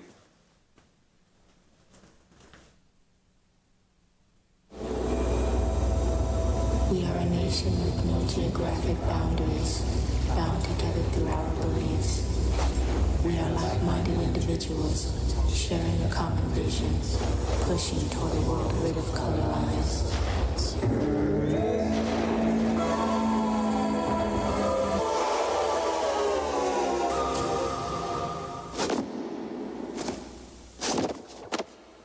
Five, 4, 3, 1.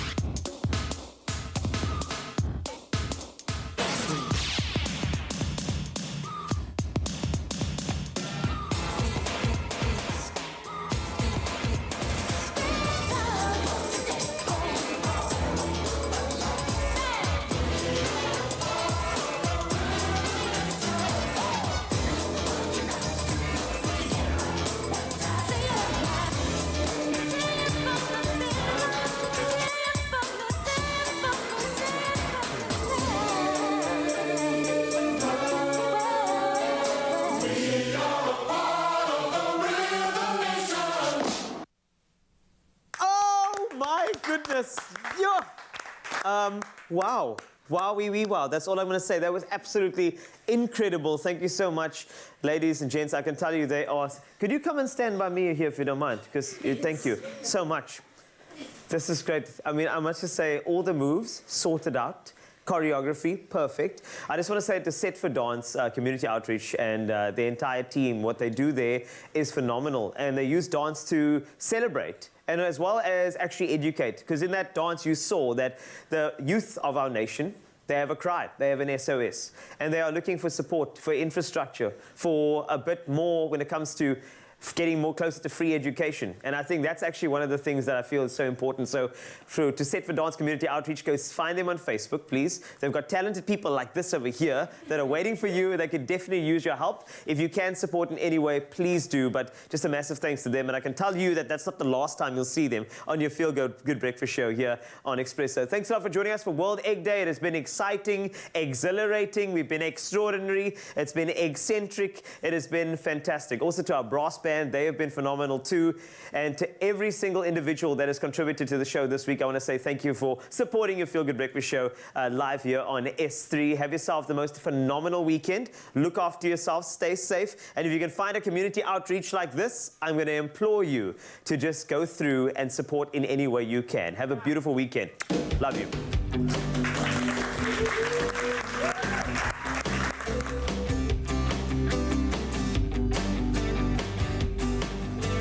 To the season of sunny breakfasts, healthy lunch breaks in the great outdoors, and romantic sunset dinners. Made with love by Clover. Another feel-good production.